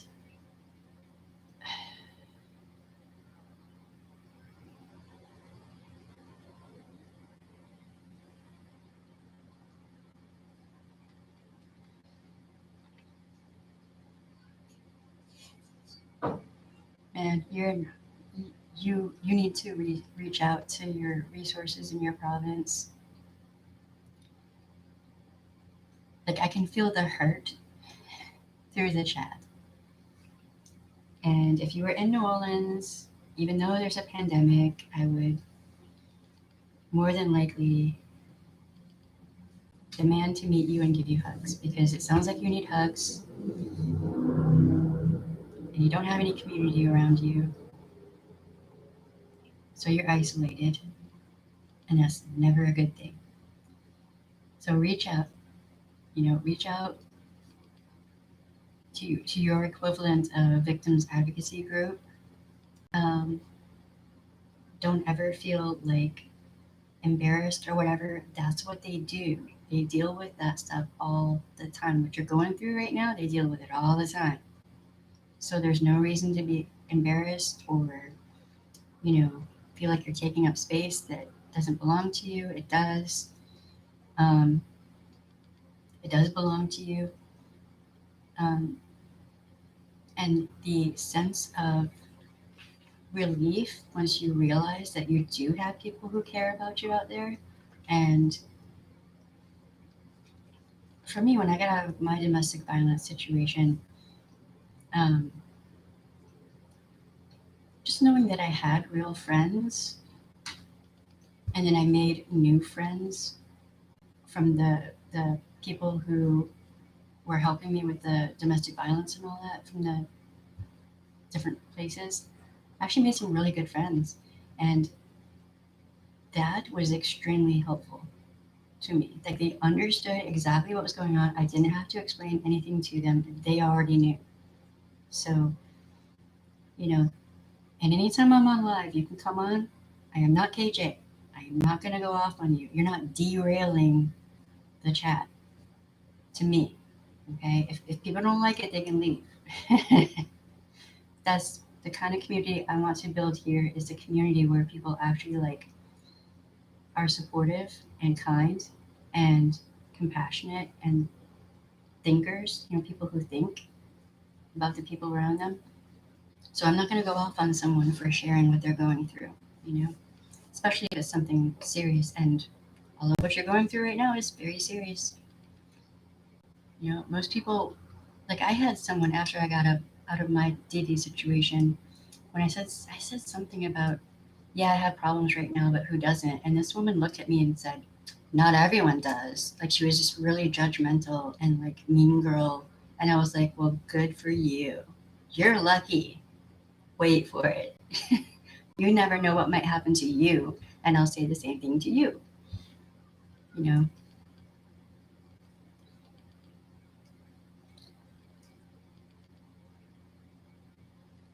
yeah. See, that's the hard part. Like, man, but there'll come a point, like this happened to me. I was in a grocery store and I reached for something. It was something I liked, and it just hit me. I didn't have anyone yelling at me that I didn't need to buy that, it was too expensive, or I was just being vain or selfish or whatever. It hit me that none of that was happening. And I could go ahead and buy whatever I wanted within my budget. And I was just like, I felt all this stress leave my shoulders, and I just felt this sense of relief and freedom that there aren't even words for it. I was just like, wow, that was astounding. It was like an epiphany of the fact that yes, I am a grown, sentient adult human and I can do as I wish. And it was amazing.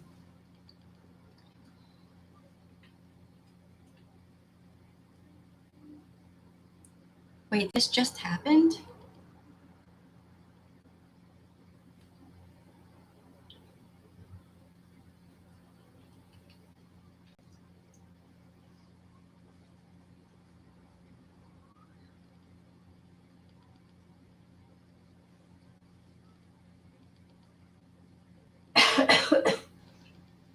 Well, I mean, if you had a hard childhood, you're going to have problems with trusting. Um, that's just kind of normal. So, in effect, what you're saying is he ghosted you and your son. Wow. Wow. That is next level. I'm just going to say it. That's next level fuckery right there.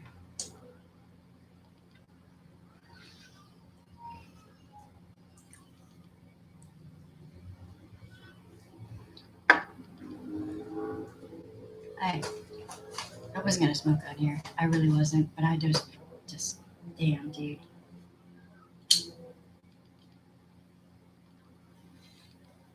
After all that time, okay.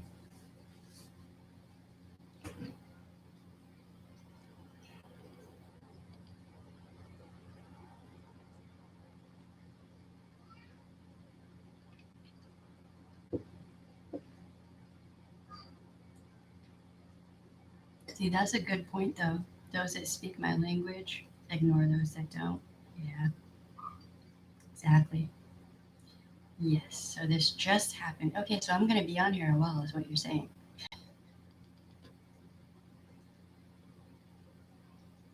Damn. You don't have any friends? Do you have a social network around you? Um, And I'm hoping there's not a lag in the chat, but there might be, because you know YouTube is weird.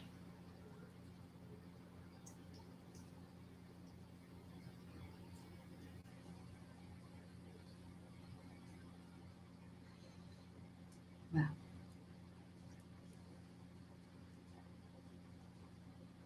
Well, I mean, don't worry about the should have. That's a trap.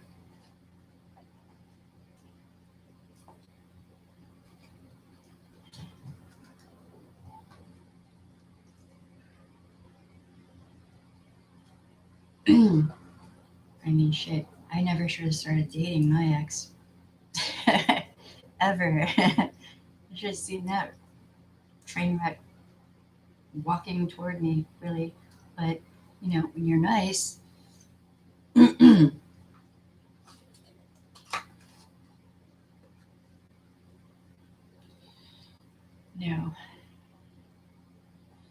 Okay. What do you mean not anymore? Did he isolate you? Because, typically in an abusive relationship, isolation is just part of the thing, usually. So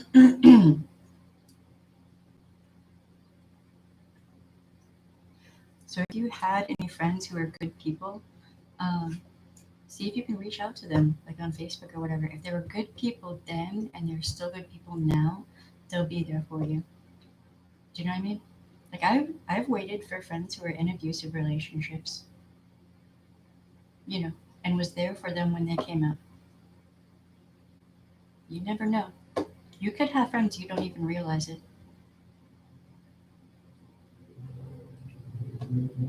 Like my girlfriend thought that she had lost all her friends, and I was like, "Oh no, baby, we've been waiting."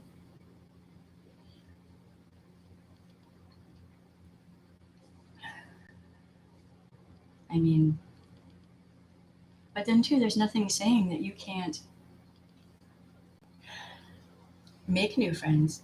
There are online support groups, especially now with the pandemic.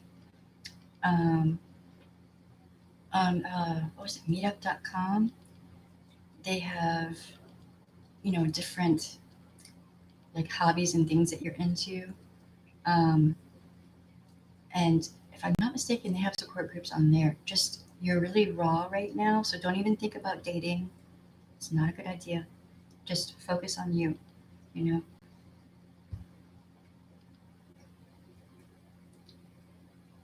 Well, yeah, you thought you had a kind of stability going on, right? Um, when you're coming out of an abusive relationship,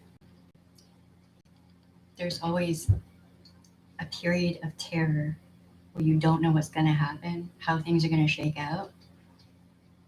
But after you get past that period of terror and fear, once you get past that, there is this feeling of liberation that is so profound, just overwhelmingly profound. And I don't know how to quantify it. It is, you can sleep and you don't have to worry about someone waking you up yelling at you because whatever stupid thing, you know?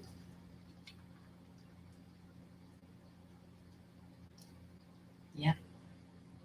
It's not dumb. Just think of how many years you just saved, you and your son, from continuing on your old path. Now you can start a new path. And you can make it what you want it to be. That was part of the liberating feeling for me. I was like, I can do whatever I want. If I want to go for a walk, I can go for a walk.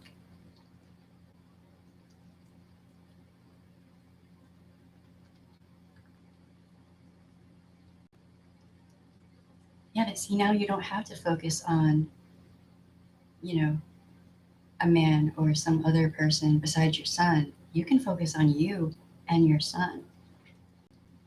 And that's a huge world has opened up for you now. You're just at the very beginning. It's terrifying because change is always scary, right? But once you, like I said, once you get past that terror, I mean, it will get better. It will. And you can make it better in the way you need it to be. Go watch Emily D. Baker's TED Talk. Highly recommend.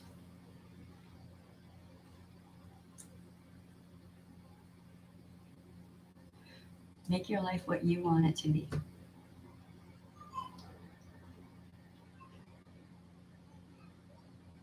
Yes. I mean, when you first met him and when y'all moved in together, you were young, baby. You were not ready for all that. Now, nobody's ready for all that at that age. I don't care who you are.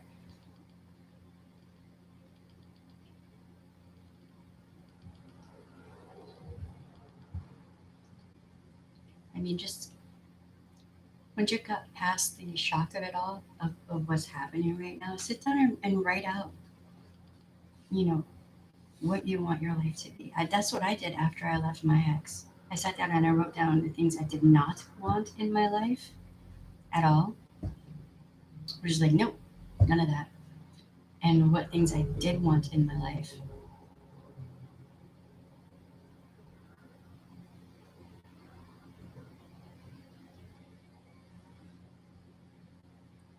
True, true.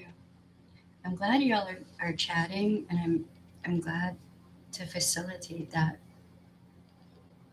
Um, this is how a channel should be. This is how a chat should be, I think. I'm just saying. Like, here's a healthy chat. We have the compare and contrast of a very unhealthy chat, and here's a healthy chat. Women helping each other, being kind to each other.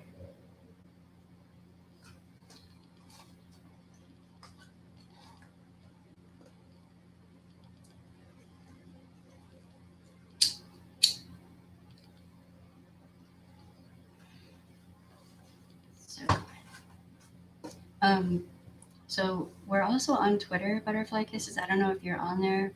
I don't know what social media you're on, but you can follow us there if you haven't already. I check it a few times throughout the day. Um, trying to think of, it's good to have a social network. It would be good for you to, um, especially to meet, especially women who've been through it.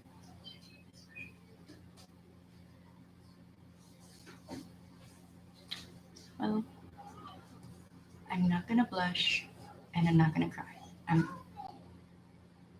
I'm gonna try. Well, thank you for saying that. I mean, that's the whole point of me starting this channel to begin with, in memory of Addie Hall.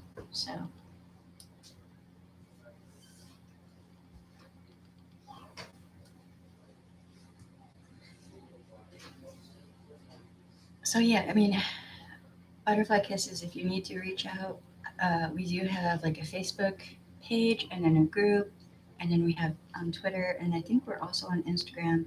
I have not even looked at the Instagram one though. I guess I will have to start doing that. Um, I think that's all the platforms I can think of. And I'm always checking like the email for the all the stuff.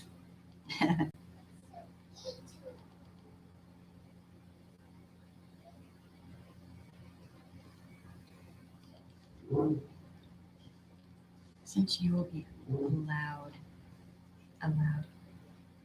you can do whatever you want now, baby. You can be on Twitter and Instagram and all that stuff now. Nobody's telling you that you can't anymore. You are free. And when that dawns on you fully, that's when you'll feel that sense of liberation. Everyone I've talked to who's been in a DV situation has had the same experience or very similar. So at some point, you will just feel overjoyed and free. And when that happens, try to savor it. Try to just bask in that for a little bit.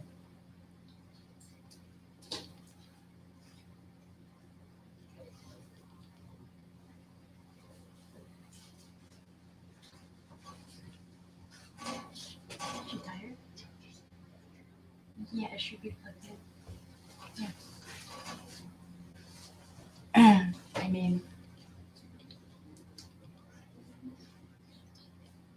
and one thing I also did when I had that sense of liberation was I actually took that and I channeled it. That was when I sat down and wrote out everything I did and did not want. And I tried to channel all of that positive, just exuberation I was feeling, and I put it into how I wanted my life to go. That's part of the reason I like Emily D. Baker's TED Talk so much, because she was coming at it from a different angle, right? But it was kind of similar to, you know,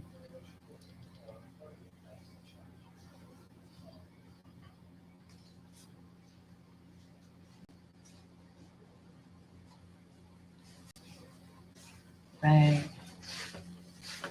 right.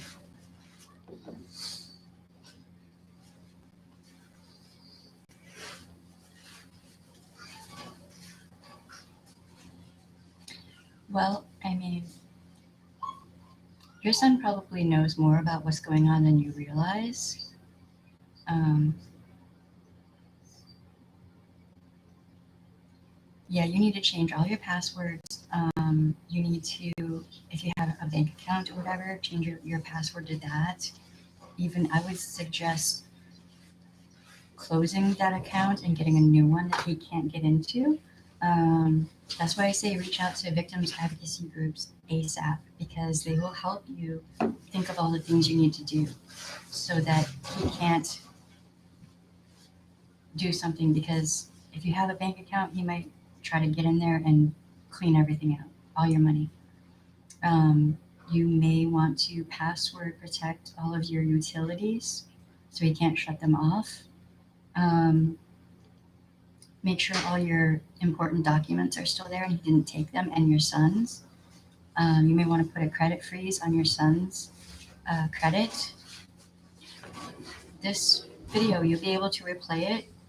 I don't see like a time mark on here anywhere where I can. 2 hours, 2 minutes, and 50 seconds. Right. Okay. Wind it back to 45. 2 hours and 1 minute, just to be safe. Can you write that down? 2 hours, 1 minute. There's a pen up here. Yeah. All the things I'm telling you to do is what, when I was a sheriff's deputy and a victim's advocate, is all what I would tell someone in your situation. Okay? You want to basically, you want to CYA, cover your ass, but also your son's.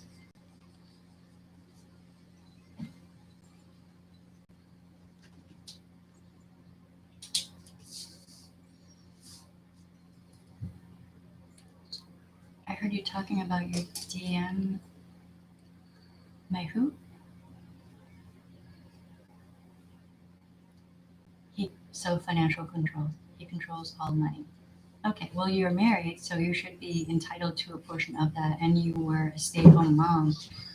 You need to go to legal aid if they have an equivalent there in Canada. Seriously, go to your victims advocacy group. Tell them everything you told me here. Tell them he controls all the money, all of that. Because Screenshot the comments. she's in Canada, though. I don't know how that works. I'm unfamiliar with There. Canada's legal system. Because here, he wouldn't be able to deprive her of all of the money because he left the son with her. So she has to be able to take care of that child. Right. At the very least, she would be getting child support from him. Like, you need to speak with an attorney. And if you should, I would assume in Canada, you would have like a legal aid type thing up there where you can speak with an attorney pro bono. That means free. That means you don't have to pay for it. If he has left you, proceed with divorce. File for divorce. File for custody of your child ASAP. File for child support. DV. Okay, Not DM, DV. right. I get it. I mean,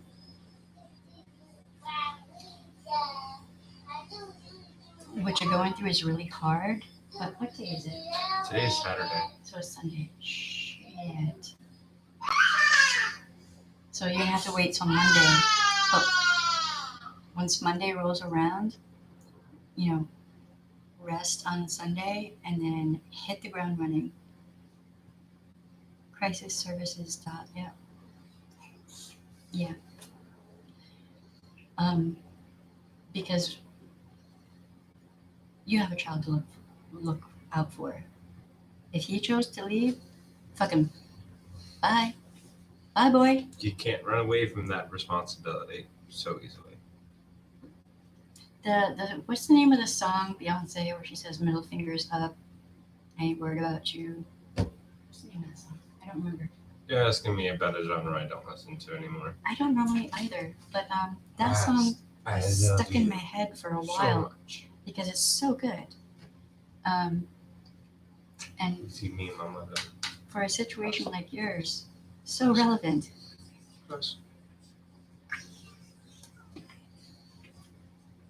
I would say not slowly, quickly, with the speed of light. Go make sure all your important documents are still there, birth certificate, if you have the equivalent of a social security card, all your important documents, yours and your son's, very important. Because if you left with all that, that's just going to make everything harder, potentially. But if you have it all there, you'll be all right. I would say hide that stuff. Also, change the locks, because if he tries to come back, boy, bye. Mm-hmm. You chose to leave and didn't even say goodbye to your son. Boy, bye. On what Nicole Wright said, don't slowly change passwords. Quickly change all of your passwords. The quicker you can stop him from having any kind of control or influence, the better. Yeah. Essentially, I'm reinforcing what you've said. Hi, I am the husband and the editor. I don't think I introduced myself on the stream yet. Oh, Jesus. I'm sorry that happened to you, Nicole. Wow. Yeah, that's why I said change the locks, because, you never know. It's better to be safe than sorry. It's a lot. We're basically dumping a lot of stuff on you to do when you're in the middle of trauma. But if you write out a list of stuff to do and then you check off each thing, for me, not everyone's like this, but for me, it actually made me feel like I was taking control of my situation, and it made me feel more empowered, which just really helped me on my path of healing. So, yeah, I would say, nothing that we're saying here as advice for you is meant to scare you at all. Instead, it's meant to help try to facilitate your new journey in life and help keep you safe. And empower you. Yes, very much so. Good. Yay. See, now I like live streaming because now I can see that I have done some good. Mm-hmm. The community and you have done good. It is hard though, like getting her to chill for a little bit. She's so I smart. was a jungle gym. I put her in daddy one arm hold against me timeout. Wow. Okay. So this is Marcus. If y'all haven't seen him before, this is my husband. Hi. You probably seen me in chat. Makina Insanio. Insanity machine.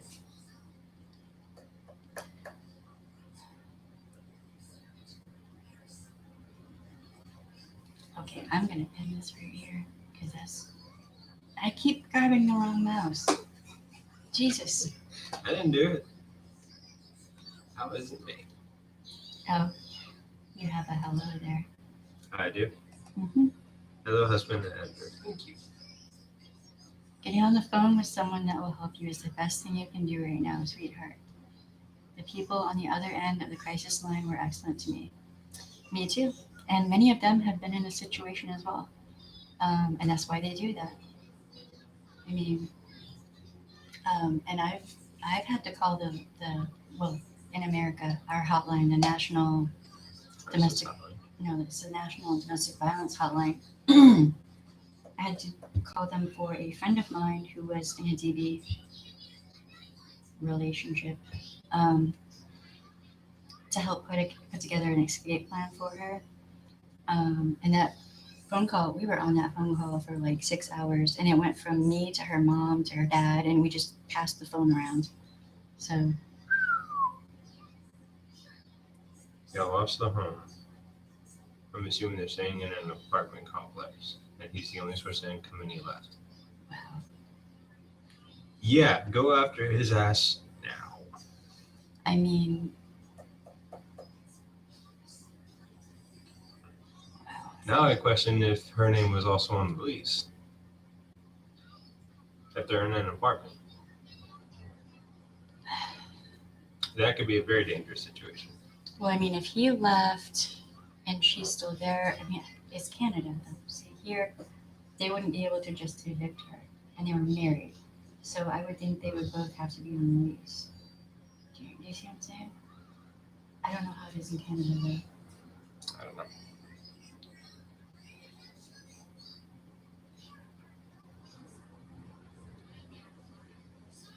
Yeah. Mm-hmm. Yeah. Okay, I'm gonna pin this one up there because that is important too. You know, it looks like they have a lot of resources for you in Canada. No, I didn't want to comment. Yes, domestic violence hotlines. I know for a fact in Canada, definitely I know for a fact in the US and also the UK, they're confidential phone calls. So, you know, I don't think they would be able to share any of that information with law enforcement or whoever. So, It's not like calling 911. no. I don't. If I'm correct, they don't record those phone calls or any of that. No, my name isn't on the lease Told you. because I mean he had financial control. Mhm. It was isolating. It was the Yep. whole blah blah blah. So So he knowingly, essentially just put you guys out on the streets. they can't just evict them. She has time. Right. So Monday also, I mean, you might want to. That's a thing that you should ask legal aid because you guys were married. So I don't know how it works in Canada, but I know here typically if people are married and they are both living in a domicile together, and one leaves, then a lot of the time the person that's still living there will be considered the person on the lease, if that makes sense. I don't know how it works in Canada though. So, you know, you want to talk to legal aid. It's going to be a lot. It's going to feel overwhelming at times, but you will get through it. It'll be hard. That's not how their leases work.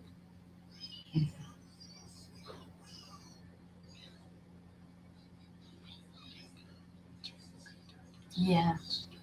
Yeah, domestic violence is up everywhere. Mm-hmm. I mean, Jesus, this is a rough one. Yeah. I don't know. See, I don't know how the shelters and whatnot work up there.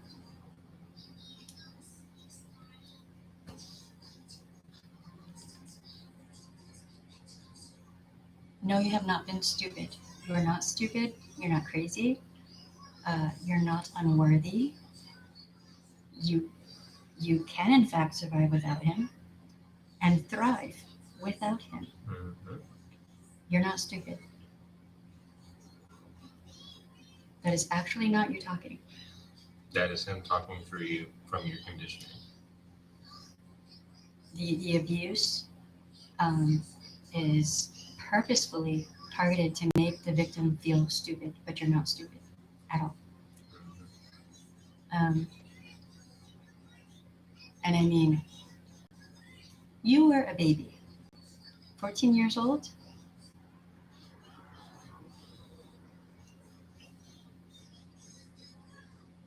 Think about that for a second. How old? He was a couple years older than you, and you. So he was. I think she was. She was 15, he was 17. I've Right. been paying attention. Okay.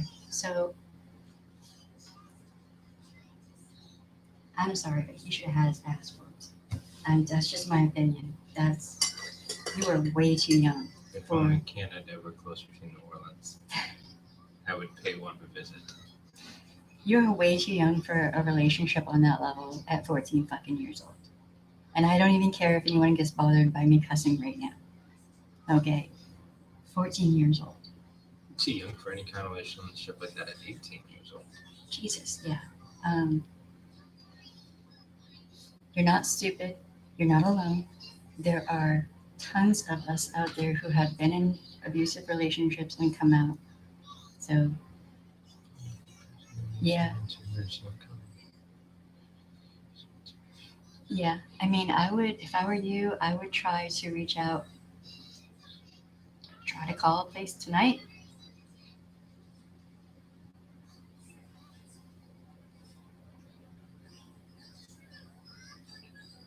Oh, wow. Really? Wow. Well, I mean, there aren't just, see, I don't know how it is there, but here there are shelters that are for women and children. So they're very strict about things in those shelters, usually if there are children there. Thank you, Nicole. Thank you. So, a lot of people don't really understand how women and children's shelters. And there's this kind of misconception of things. So if you reach out, ask them about emergency housing, you have a child, you want to make sure there's no drug use, alcohol consumption, etc. around your child. Or if you have like a church, I mean, I've seen here in New Orleans, I've seen churches put up families.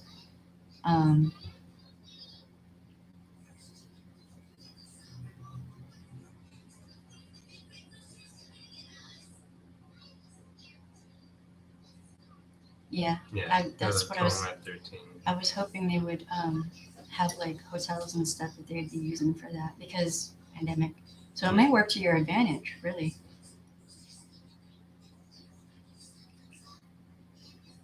And with how sheltered she's been, I think that'd be hard for her to prove. But I would encourage it if that is fine. Hard for who to- what? Think of what Nicole just said. If he was committing adultery. I mean, look at his social media. True. She used to volunteer at a shelter. Right on. Well, I mean, if they have, I could swear I saw a news story where in Canada they were using hotels and motels because of the pandemic. So you may not even end up going to a shelter, Mm-hmm. is what I'm saying. Adultery. Wow. What a winner. He's a winner. Not. Not at all. Oh, so he's been committing adultery for 14 years. Wow. I view adultery as a form of abuse because it is emotional abuse. It is, it is in its own right destructive. Right.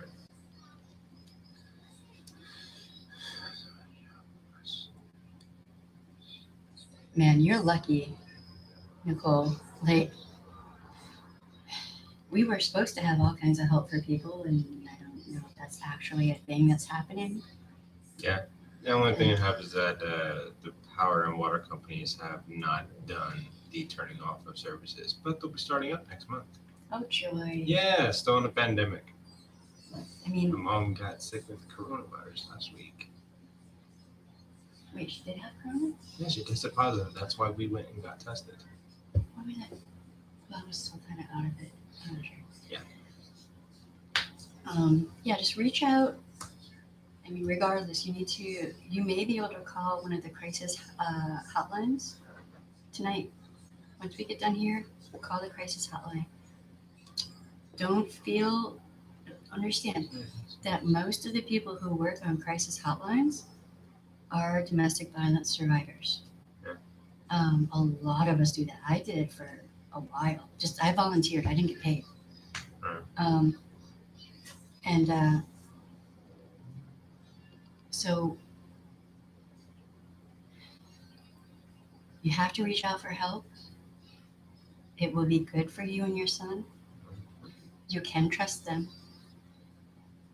They've been there. You are not alone, and you're not stupid. Not stupid at all. And there's no telling what you are capable of, what potential you have within you. Mm-hmm. Part of the thing about abusers is that they want to stop you from seeing your own potential. Oh yeah, very much so. Oh yeah, and then, adultery in courts, and the fact that he just up and left and didn't say goodbye to your child and just ghosted y'all. Yep. I mean, most judges are not gonna look too pleasant at him.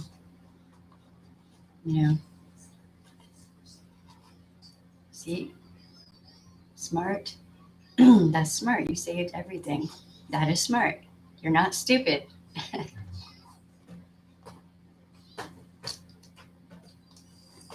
You doing? Yeah. Yeah. When I've called not the first time, but for me, when I called the domestic violence hotline, it took a little bit for me to open up, and they're used to that. That's normal. That is normal. Mm-hmm.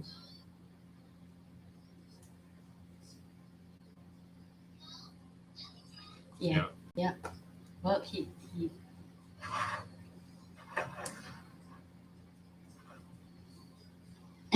your son's gonna understand, and look at it this way. Your son isn't gonna have him as a negative influence anymore, Mm-hmm. right? So now you can, you're gonna be going through a healing phase, and so will your son, and you can have these conversations with him about what is a healthy way to behave compared to how your ex behaved, right? Sorry about your mom. That's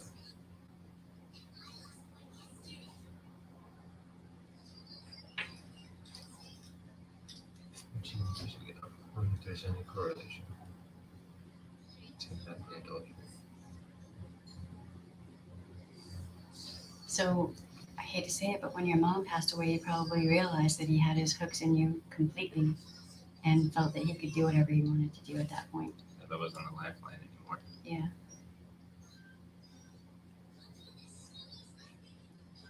But, especially if you can get into therapy, you will be yourself again, only better. Mm-hmm. So, You will become who you were always meant to be. well, I mean, she'll be able to, not worry. Mm-hmm.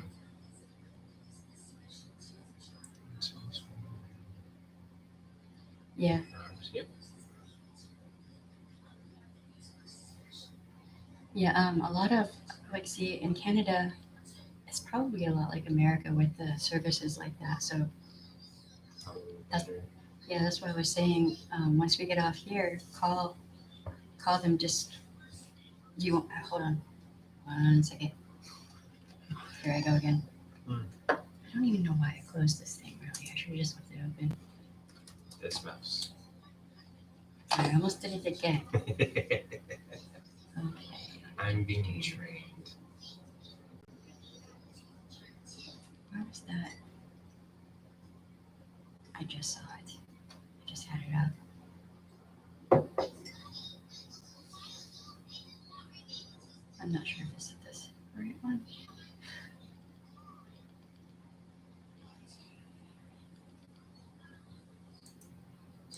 Hold on.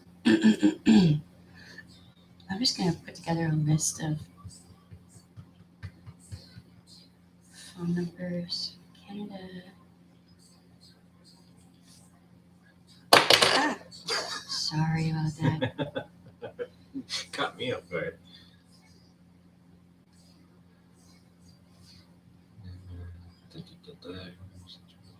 Wow. That sucks. I'm so sorry to hear that. I missed.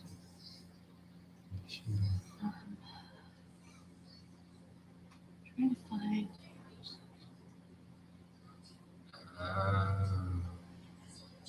Yeah.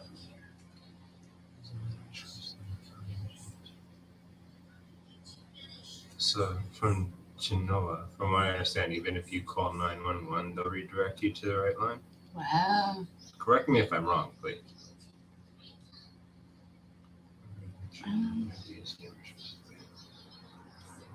I was reading. Sorry.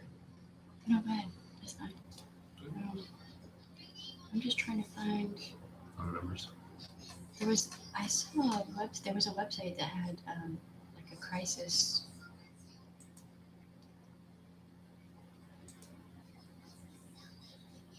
That's for that's for human trafficking. Mm. I'm not sure if that's the right number.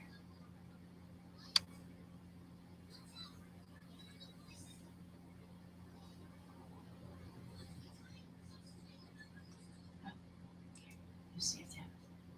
We're doing research for you guys right now in Canada. Yeah, I mean, They're in BC. I don't even know where that's on the map. Where that's at. Somewhere over here. Jesus, I can speak.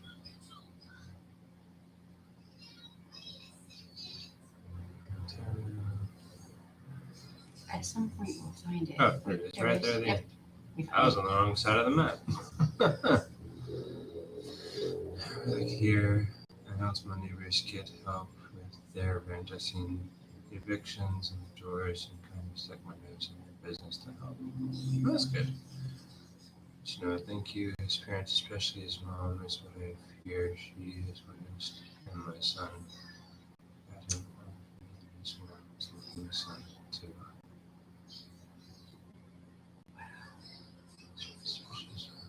Oh wow, yeah. Hmm? So his mom Yeah, is an enabler. she's probably toxic too. Probably. Telling that You've child to seen lie. you've seen that in one of your relationships. Oh Lord, she was a real piece of work. I'm not saying like a crisis hotline, Specifically for the shelters though. right? I definitely see them.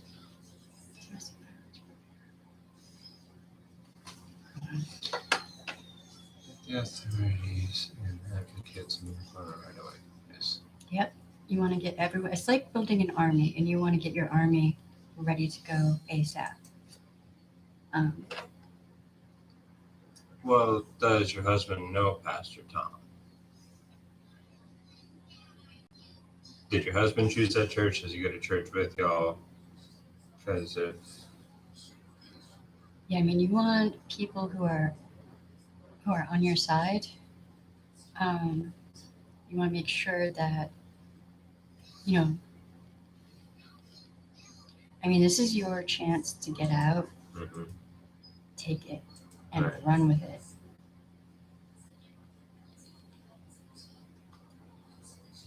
So much time to come back and so on. Yeah. Yeah. Yeah. Okay, is that victim? Wait, is this in Canada? I don't want to give her the wrong number. I don't know. National Domestic Violence. It seems like America.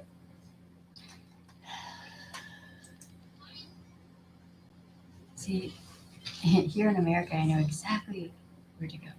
Um,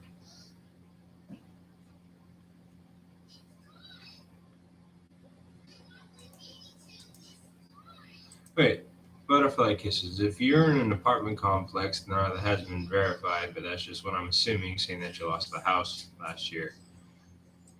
The apartment complex, doesn't it have like a superintendent, somebody who controls the locks, who should be able to change the locks out for you? Because I was thinking like a pop lock scenario where you call and somebody comes and change the locks. If you can get the superintendent to do it, that still has to do with the lease. I don't know. I'm thinking of every situation and scenario. I have a habit of overthinking irrationally. You make good coffee. Yes, I do. Is that in Canada? I think so. I'm just trying to figure out which number it is, or like, Oh, that's like for back. wait, what? I was saying it's like some of it was in French. It was like geared toward Quebec, I think. How I lied. Groceries. I know he knows. The pastor, I assume, is who we're talking about right now in this comment. No one has no idea. I know I lied, but he has helped me with groceries, and no, he knows. I'm assuming we're talking about the pastor here. I think so. I mean, you know, if it's someone you trust. Okay, so I think this might be the number for Canada. I could be wrong, but we highlight this so we don't mix stuff up like I do. 866. Oh, hold on.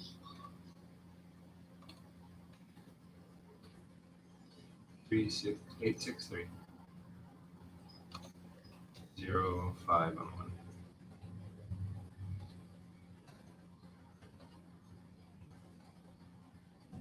I think this is the right number. I could be wrong. But a lot of times, if you call a police department, the non-emergency line, whatever that might be in your area, and tell them, you know, you have a domestic violence thing, your ex ghosted, whatever. A lot of the time, they'll give you the number, or well, at least here, they will connect you directly to like victim services and all of that stuff. So Yeah, I think that's what Chinoa was saying, is that they'll transfer you even if you call 911. mhm. I'm in a basement suite just worried that may want me to move. 7-bedroom house, not a 2-bedroom situation. Oh, big shit. balls.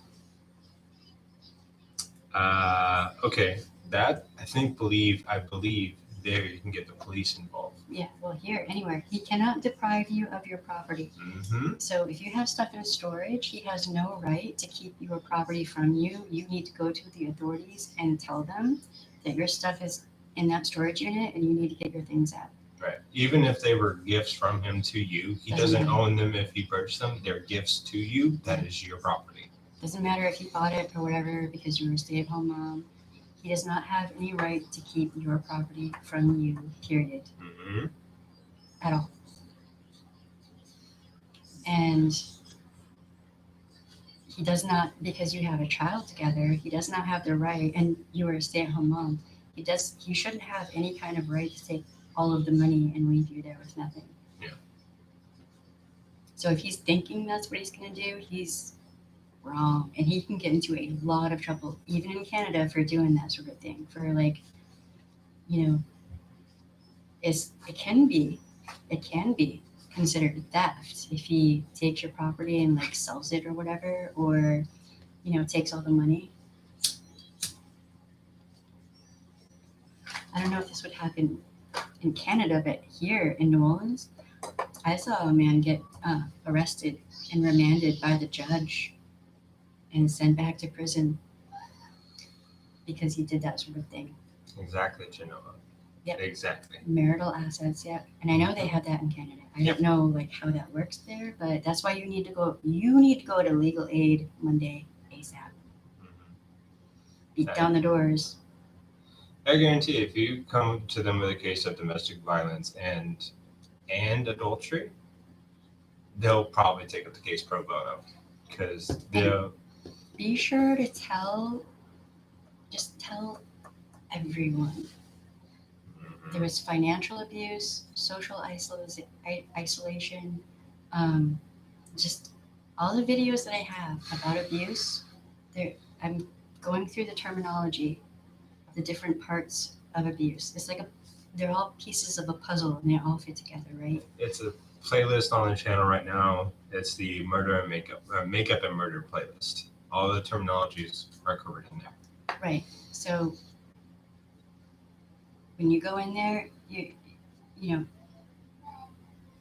you're in a state of trauma and fear and uncertainty and whatnot.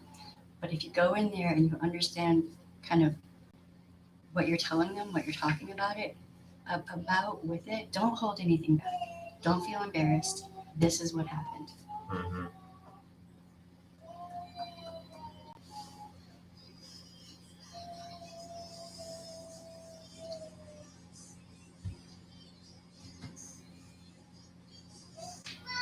You used to pay your daughters to keep secrets.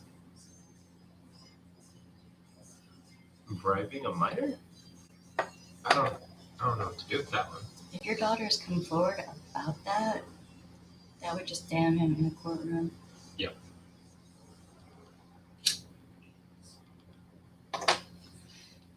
It sounds like, granted, you spent a lot of time with this person, but in reality, you have dodged a bullet, and that you have not spent more time with them.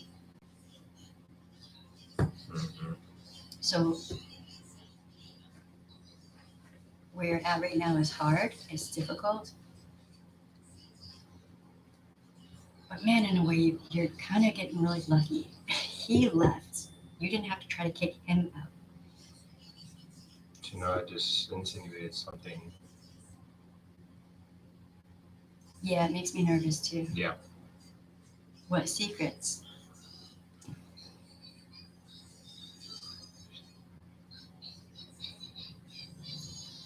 See, that's normal for abuse victims to push their friends away. Mm-hmm. There's nothing that's normal. Reach out to your friends. Yep. Like I said before, they may be waiting for you. If they actually really cared about you and they were real friends, they might have understood what was happening. Mm-hmm.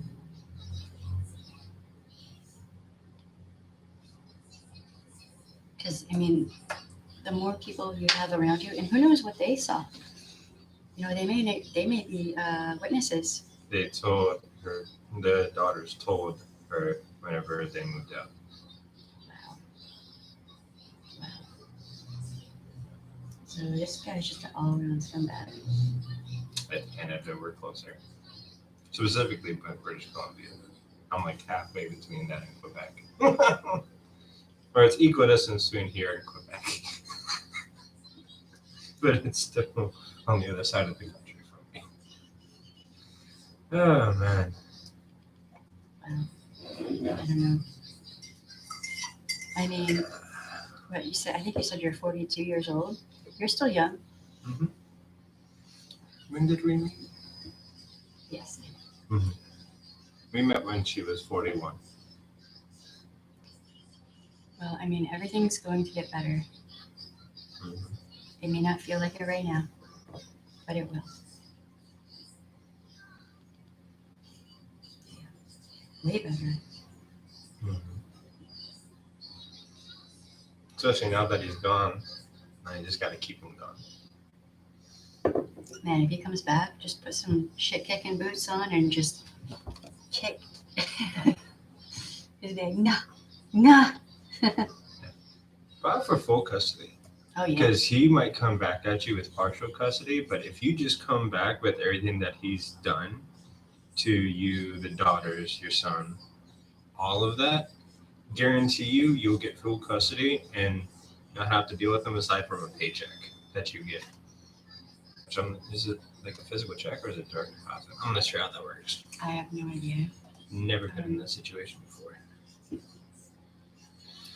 Yeah, I mean, so main thing you want to get the victims advocates going.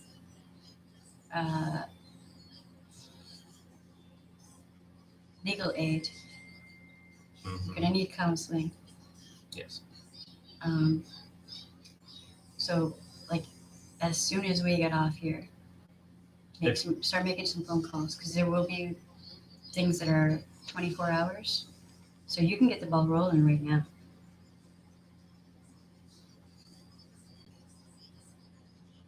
Wait. So how do you agree with that? That you found me when you were 41. That's true. That is true.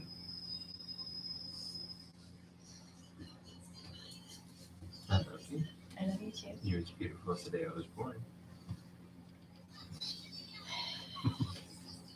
So, okay. It's almost 3 hours long. Yeah. Um, We're getting a little work done. yeah, no, your son needs to be way the fuck away from him. Oh yeah. Because your son's going to grow up and you have a chance to show him how to be a good man. Mm-hmm.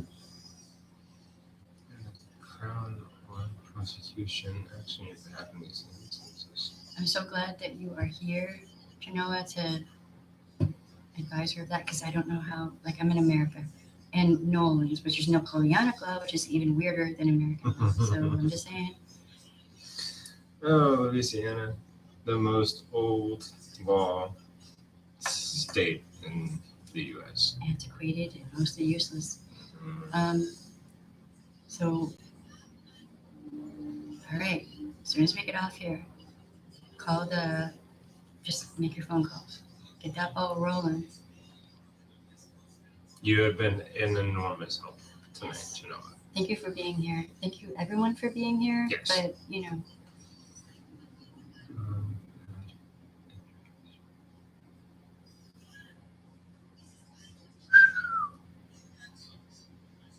Yeah, that's why she left the house at 15 because of her dad. Being abusive as hell. I'm glad that you and your sister got out of there when you did. I'm sorry that was into a potentially just as bad scenario. well, now you have a chance to break that cycle. Mm-hmm. You want to do that work Yep. to make that happen. So, you know, therapy. That's why I'm always saying that therapy, especially seriously, if I don't know, they probably have the equivalent, but like trauma therapy, that's what you've been through. You've been through cycles of trauma, right? So, Yeah, pretty much her entire life. Yeah, that's some deep wounds. Holy crap. but you'll be all right. Mm-hmm. You know, therapy, advocates, therapy, legal aid, these things will get you through. Right. It's not a problem. That's why I'm here. That's the whole point of me doing, like, the reason I started live streams in part was because I figured at some point there were going to be people who would need, like, Exactly this. what I'm doing right now. This is what I've been doing for years. This is victims advocacy, just on YouTube. I mean, it's really, you know, I don't have my list of stuff on my computer that I'm like, you know, but it's really not all that different. And I don't have the headphones on. But yeah, this is what I do. So, wow. I mean, I wish I could reach through the screen and give you a hug, but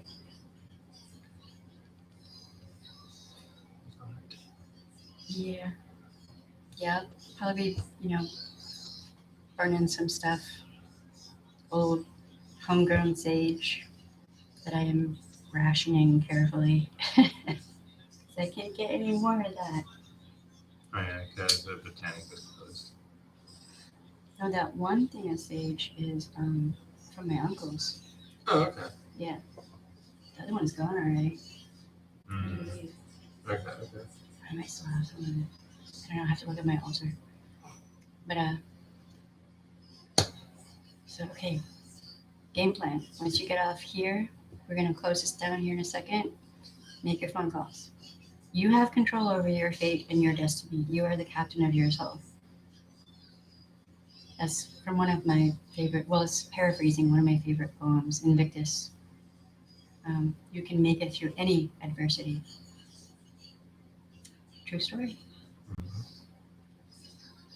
So, do yourself a favor. Go ahead and get on Twitter. Just be careful. It is somewhat toxic. So all social media platforms. But yeah, jump on there. And you can find us Words Have Power Murder Hour. And it's just another way for you to socialize too. And also, there are domestic violence resources and whatnot on there too. Mm-hmm. So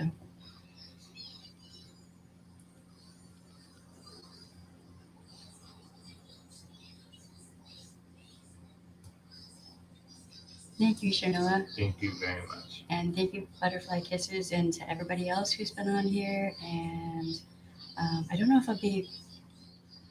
You have tomorrow off. Yes, I did. Okay, so I might come on here tomorrow. Like on days he has off, I'll jump on live stream. And then, I don't know, we'll figure it out from there. But yeah, definitely, Butterfly Kisses, definitely check back in. Let me know how you're doing, because I will worry. That's what I do.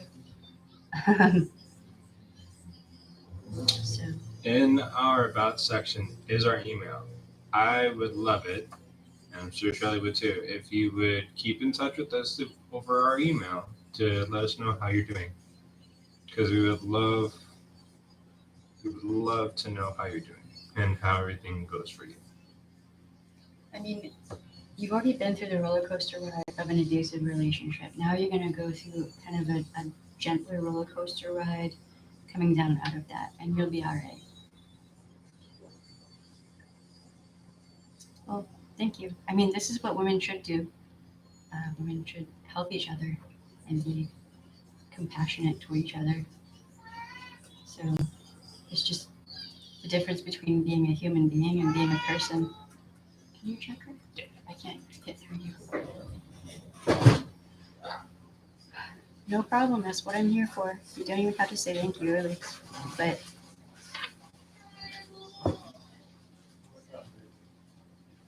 all right, thank you all for being here. Have a good night. It will get better. And remember, you have the right to say no, and your no should be respected. If your no is not respected, cut that bitch out of your life. Or hopefully he just leaves. It's even better. All right. Hugs, love, healing. I'll see y'all later, probably tomorrow. Bye.